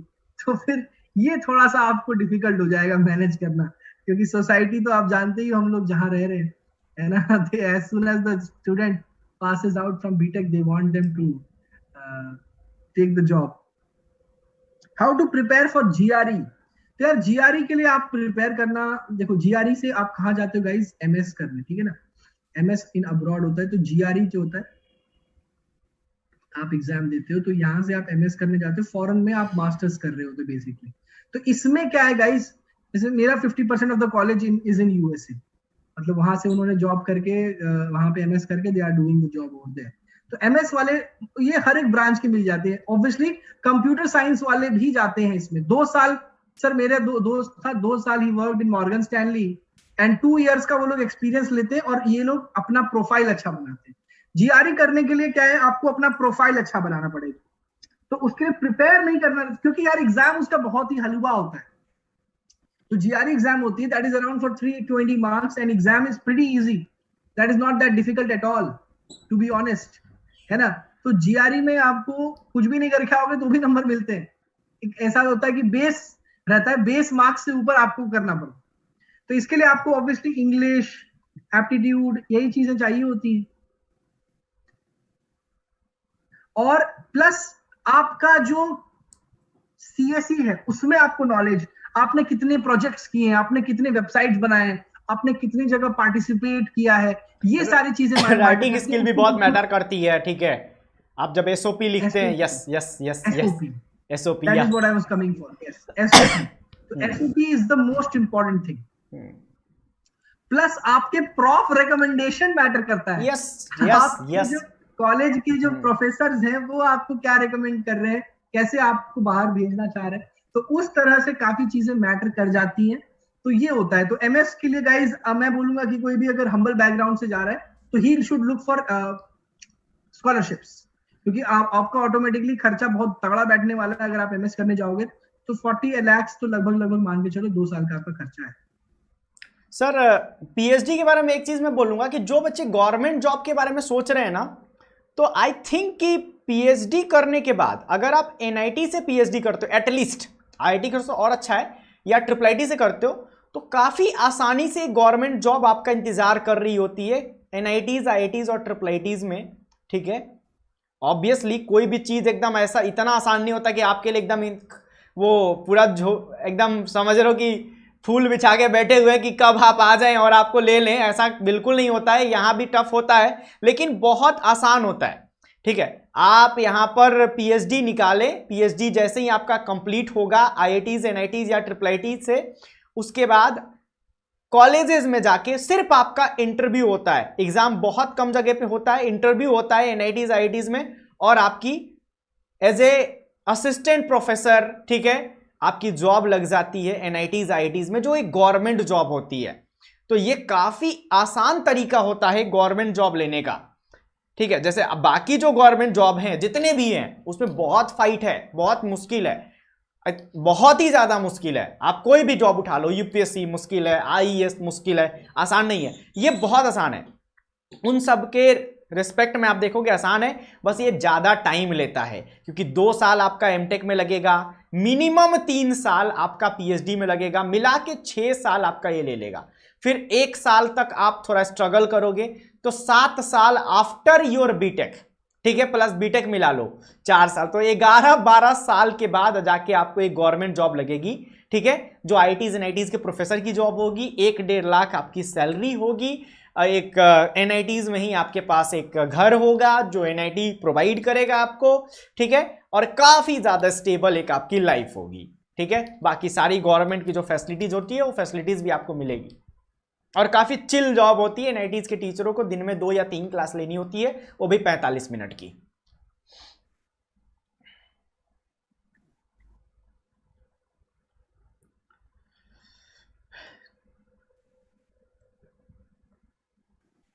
सर GRE या फॉरेन हायर स्टडीज के बारे में जो बच्चे सोच रहे हैं, उनको 3rd ईयर में फॉरेन इंटर्नशिप्स के बारे में सोचना चाहिए कि 3rd ईयर में फॉरेन इंटर्नशिप लें, अच्छे यूनिवर्सिटीज में जाके अगर उनकी फॉरेन इंटर्नशिप लग जाती है, फिर बाद में जाके वहीं से वो हायर स्टडीज के लिए अप्लाई भी कर सकते हैं, क्योंकि उनको एक स्ट्रॉन्ग नेटवर्क मिल जाएगा, ठीक है?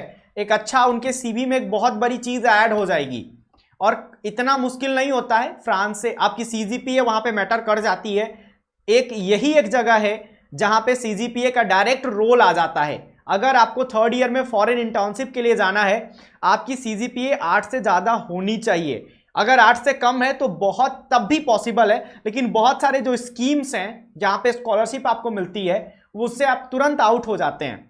ऑब्वियसली जितने भी बच्चे जाते हैं मैक्सिमम बच्चे स्कॉलरशिप के पैसे से जाते हैं। तो स्कॉलरशिप आपको तभी मिलती है जब आपकी सीजीपीए 8 से ज्यादा होती है। डार्ड की स्कॉलरशिप होती है, ठीक है, और भी स्कॉलरशिप हैं, उनमें आप अप्लाई करने का ही मिनिमम क्राइटेरिया कि सीजीपीए 8 से ज्यादा होना चाहिए। तो सीजीपीए का एक डायरेक्ट रोल मुझे इस जगह पे समझ में आता है। अगर कम है, 7.5 वाला भी गया है, पेरिस गया है, ठीक है, 7.5 वाले भी जाते हैं। जाने के लिए तो कुछ लोग अपने पैसे से भी चले जाते हैं कि चलो अपना ही पैसा लगा देते हैं, तो अलग बात है, ठीक है। लेकिन जो स्कॉलरशिप मिलती है जिसमें आने जाने का पूरा खर्चा, वहां रहने का पूरा एकोमोडेशन का खर्चा, सब कुछ आपको पे करते हैं वो लोग, यूनिवर्सिटी पे करती है, उसमें आपकी सीजीपीए अच्छी होनी चाहिए, प्रोजेक्ट्स अच्छे होने चाहिए, ठीक है। और अगर कोई अच्छा टीचर आपको रिकमेंड कर रहा है, अच्छा प्रोफेसर रिकमेंड कर रहा है, तो फिर तो और अच्छी बात है। बिल्कुल बिल्कुल बच्चों, आप लोग को यार सीजीपीए का ये रूल तो डेफिनेटली रहता है, आपको एमएस करना है। पर हाँ, अगर आपको गेट वगैरह देखना है तो बस आप लोग मैनेज करिएगा कि एटलीस्ट आपकी कोई बैक्स ना लगे, आपका कोई भी बैक्स मतलब किसी भी सब्जेक्ट में फेल ना हो, राइट। वो चीज आप जरूर निग्लेक्ट करिए मत करिएगा, और हमेशा मेहनत करके 7.5 सीजीपीए को क्रॉस करने का बिल्कुल ट्राई करिएगा, because that is something which is very important, और वही आपको अच्छी रैंक तक ले जाएगा। क्योंकि क्या होता है यार, कभी कभी सर आजकल तो कुछ पीएसयूज भी कट ऑफ रख देती हैं कि यार मुझे 65% से ऊपर वाले ही बच्चे चाहिए, तो ये भी एक चीज है। When to start UPSC preparation, तो जस्ट अगर आपको स्टार्टिंग से ही आपको यूपीएससी सिविल सर्विसेज करना है, तो आप फर्स्ट ईयर से ही धीरे धीरे करंट अफेयर्स, हिस्ट्री, ज्योग्राफी, इसमें आप इंटरेस्टेड हो तो आप लोग को स्टार्टिंग से ही ये सारी चीजों में आपको देख लेना चाहिए और आपको काफी आइडिया लगते रहेगा। तो सबसे मेरा यही रिक्वेस्ट है, जो भी यूपीएससी की तैयारी करना चाहता है तो वो बच्चा पहले ईयर से ही प्रिपरेशन स्टार्ट कर दे, धीरे धीरे थोड़ा थोड़ा करके, and that will be very very good. बहुत वर्क करेगा आपके लिए आगे जाकर। यस, जीआरई में स्कॉलरशिप जरूर मिलता है। How to maintain good CGPA, कैसे मेंटेन करना है, तो एग्जाम से एक रात पहले अच्छे से पढ़ाई कर लेना। और सर क्लास में पढ़ना, मुझे लगता है कि जो बच्चा क्लास में पढ़ता है उसकी काफी अच्छी सीजीपी आती है। मैं कॉलेज में से बहुत सारे दोस्तों को जानता था जो रूम पे नहीं पढ़ते थे, मतलब रूम पे उनकी तो रात भर बाबू सोना चलता था, ठीक है, रात भर, लेकिन फिर भी उनके अच्छे सीजीपी आते थे क्योंकि वो क्लास में पढ़ते थे। हम क्लास में नहीं पढ़ते थे, मैं तो नहीं पढ़ता था, बिल्कुल नहीं क्लास में, ठीक है। तो अगर आप क्लास में पढ़ेंगे, जो क्लास में पढ़ाया जाता है वही आता है पूरा, जो भी टीचर पढ़ाते हैं वही आता है, बस उतना ही लिख के आ जाइए जो पढ़ाया गया है, नंबर अच्छे आ जाएंगे। क्लास में पढ़िए, क्लास में नोट्स बनाइए, सीजीपी अच्छा आ जाएगा। बिल्कुल बिल्कुल बिल्कुल। हमारा तो अलग केस था, ठीक है, हम तो एक रात पढ़ने वाले लोग थे। अब एक रात पढ़ने वाले में वही हो जाता है, एक रात पढ़ के भी अच्छा सीजीपी आता है, ठीक है, एक रात पढ़ के भी 8 से ज्यादा सीजीपीए लाया जा सकता है।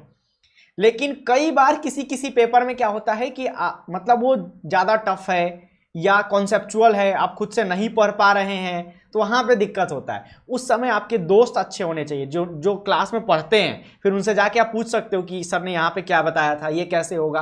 वो हेल्प, दोस्तों की जो हेल्प होती है ना सीजीपीए में, अगर आप क्लास में पढ़ने वाले स्टूडेंट नहीं है तो जो पढ़ने वाले हैं उनसे अच्छी दोस्ती बना के रखिए, ठीक है, वो बहुत मदद करेंगे। अगर वो नोट्स नहीं देंगे तो आप फेल हो जाएंगे।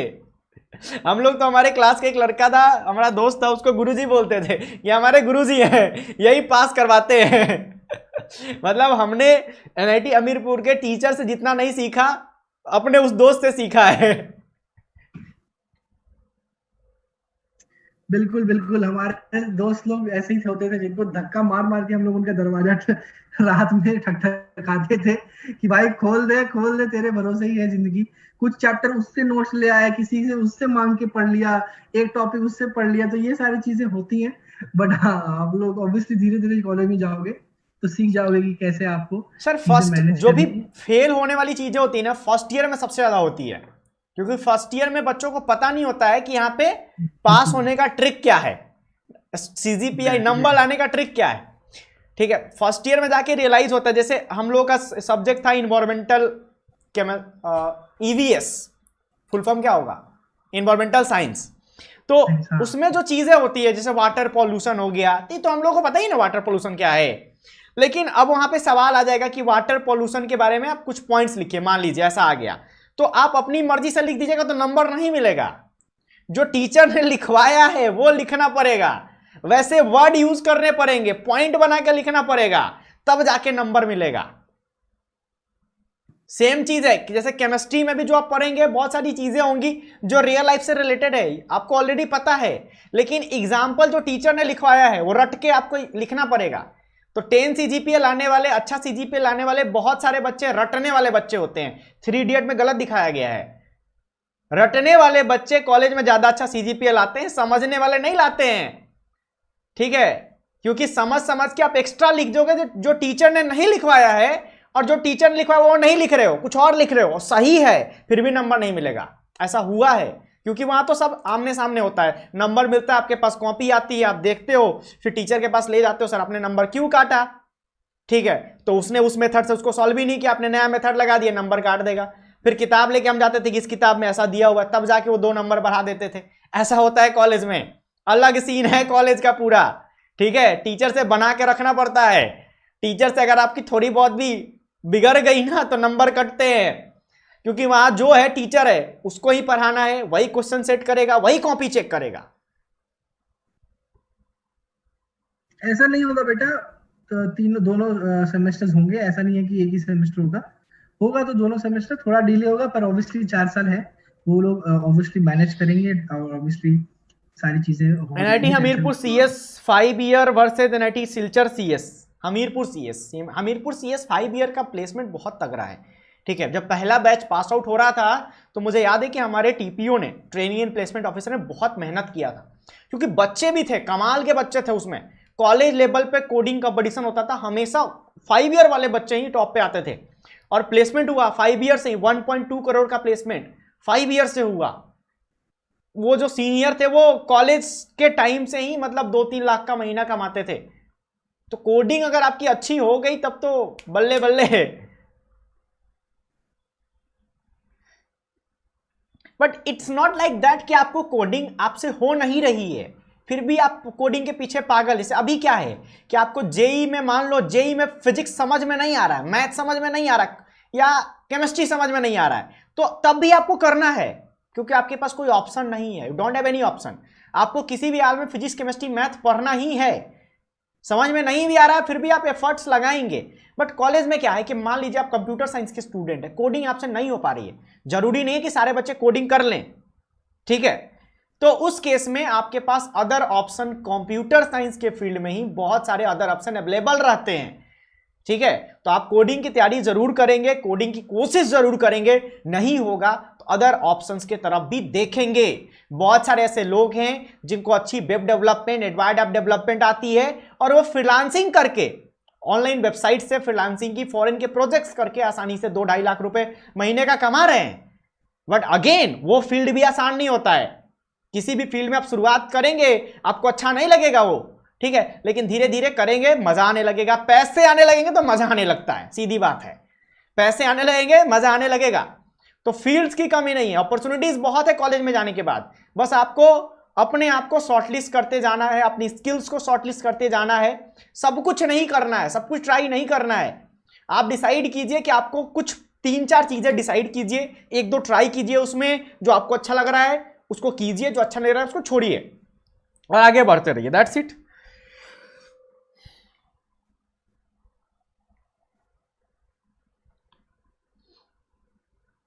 तो सर आई थिंक सो बच्चों के काफी डाउट्स हमने ले लिए हैं, तो यस सर।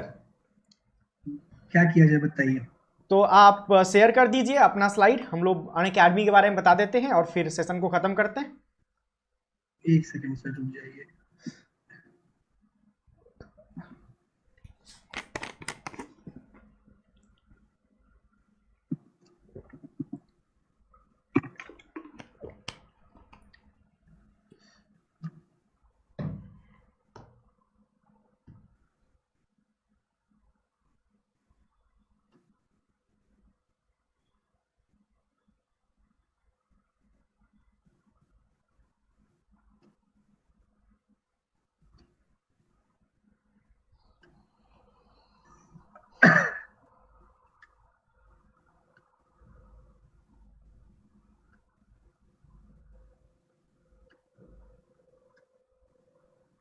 ओके बच्चों, तो बस अब आप लोग को बता दें कि यार टेलीग्राम चैनल ज्वाइन करना बहुत ही ज्यादा जरूरी है ना, आप लोगों के लिए। एंड ऑब्वियसली काफी इंपॉर्टेंट है कि आप लोग आइए for homeworks and class notes. तो guys definitely join us on the Telegram channel, है ना। सो अनअकैडमी का सुपर जेई का टेलीग्राम चैनल है, प्लस मेरा टेलीग्राम चैनल है, सर का भी टेलीग्राम चैनल है। तो ऑब्वियसली आपको यार ये चीज बता देना चाहता हूँ कि डेफिनेटली आप लोग टाइम लीजिए और आ जाइए, क्योंकि लिंक आपको डिस्क्रिप्शन में मिल जाएगा, और आके हमारे इस टेलीग्राम चैनल को ज्वाइन करिए for all the updates of our classes and everything. तो definitely guys come fast without wasting any more time. साथ ही साथ अनअकैडमी पे गाइस इंडिया के बेस्ट एजुकेटर्स आ चुके हैं, एंड डेफिनेटली आपको बहुत ही ज्यादा बेनिफिट मिलेगा। Personal guidance, study planner, study material, expert guidelines, test analysis, live classes, weekly test, structured courses, unlimited access, ये सारे अमेजिंग फीचर्स आपको मिल रहे होंगे गाइस आइकॉनिक पे और प्लस पे। तो without wasting any more time guys आ जाइए इस प्लेटफॉर्म पे and you can do extremely well. सभी बच्चों से रिक्वेस्ट होगा कि प्लीज लाइक कर देंगे सेशन को, दैट विल बी ग्रेट। और गाइज आपको फीस स्ट्रक्चर के बारे में बताई है, एजे लाइव कोड लगा के आप लोग आ सकते हैं without wasting any more time, right. 12 months और 24 मंथ्स का सब्सक्रिप्शन प्लान आपके सामने है। 34,650 rupees for 12 months, 50,400 for 24 months. साथ ही साथ आइकॉनिक सब्सक्रिप्शन भी आप लोग ले सकते हो 58,500 पे, एंड ऑब्वियसली 24 मंथ्स का सब्सक्रिप्शन आप लोग ले सकते हो, है ना, for rupees 90,000, which is obviously guys काफी beneficial for all of you. तो सभी से रिक्वेस्ट है यार कि जल्द से जल्द आइए and without wasting any more time please join this amazing amazing platform. और साथ ही साथ आप लोग कोड लगाना है एजे लाइव या फिर विजेंद्र, दोनों में से कोई कोड आप लगा सकते हैं, आपको मिल जाएगा मैक्सिमम डिस्काउंट, है ना। So definitely do not forget to apply the codes, जो भी आपको लगे आप लोग डेफिनेटली इन दोनों में से कोई एक कोड लगा के आ सकते हैं जल्द से जल्द, एजे लाइव या फिर विजेंद्र। बग्स बाउंड्री है गाइस, अगर आपको कोई भी इनअप्रोप्रिएट कंटेंट दिखता है तो आप लोग गाइस उसको नोटिफाई करके you can win some amazing prizes, जो कि आपके लिए काफी बेनिफिट हो जाएगा। ओके बच्चों, थैंक यू वेरी मच। ठीक है, हम Thank लोग you everyone. फिर Thank you. और भी कंबाइन सेशन करते रहेंगे, आपको गाइड करते रहेंगे लगातार। आप इस चैनल को छोड़िएगा नहीं, क्योंकि हमारे पास ऑलरेडी बहुत सारे सेशन प्लान्ड होते हैं, सबका एक सही समय होता है। ठीक है, अभी ऐसा भी हो सकता है कि एक दिन हम लोग क्या करें कि हर ब्रांच से एक एक बच्चे को बुला के लाएं जो ऑलरेडी कॉलेज से पास आउट हो चुके हैं। एक मैकेनिकल के एनआईटीएन रहे, एक सिविल के रहे, सिविल के तो सारे, एक इलेक्ट्रॉनिक्स के रहे, एक सीएससी के रहे, एक प्रोडक्शन के रहे, और एक लार्ज लेवल का पैनल डिस्कशन हो, फिर आप लोगों को बताया जाए किस ब्रांच के बच्चों को कैसे पढ़ना है। तो ऐसी बहुत सारी चीजें अंडर प्लानिंग है जो आपके लिए हमें लेकर आनी है। बस आप लोग चैनल पर रहिए, चैनल को सब्सक्राइब कीजिए, बेल आइकन को दबा के रखिए, ठीक है, और वीडियो को लाइक कर दीजिए। ठीक है, तो अभी चलते हैं बच्चों, बाय बाय। सर आप स्क्रीन को एक बार वो कर दीजिए। बिल्कुल बिल्कुल, bye bye everyone, take care, thank you.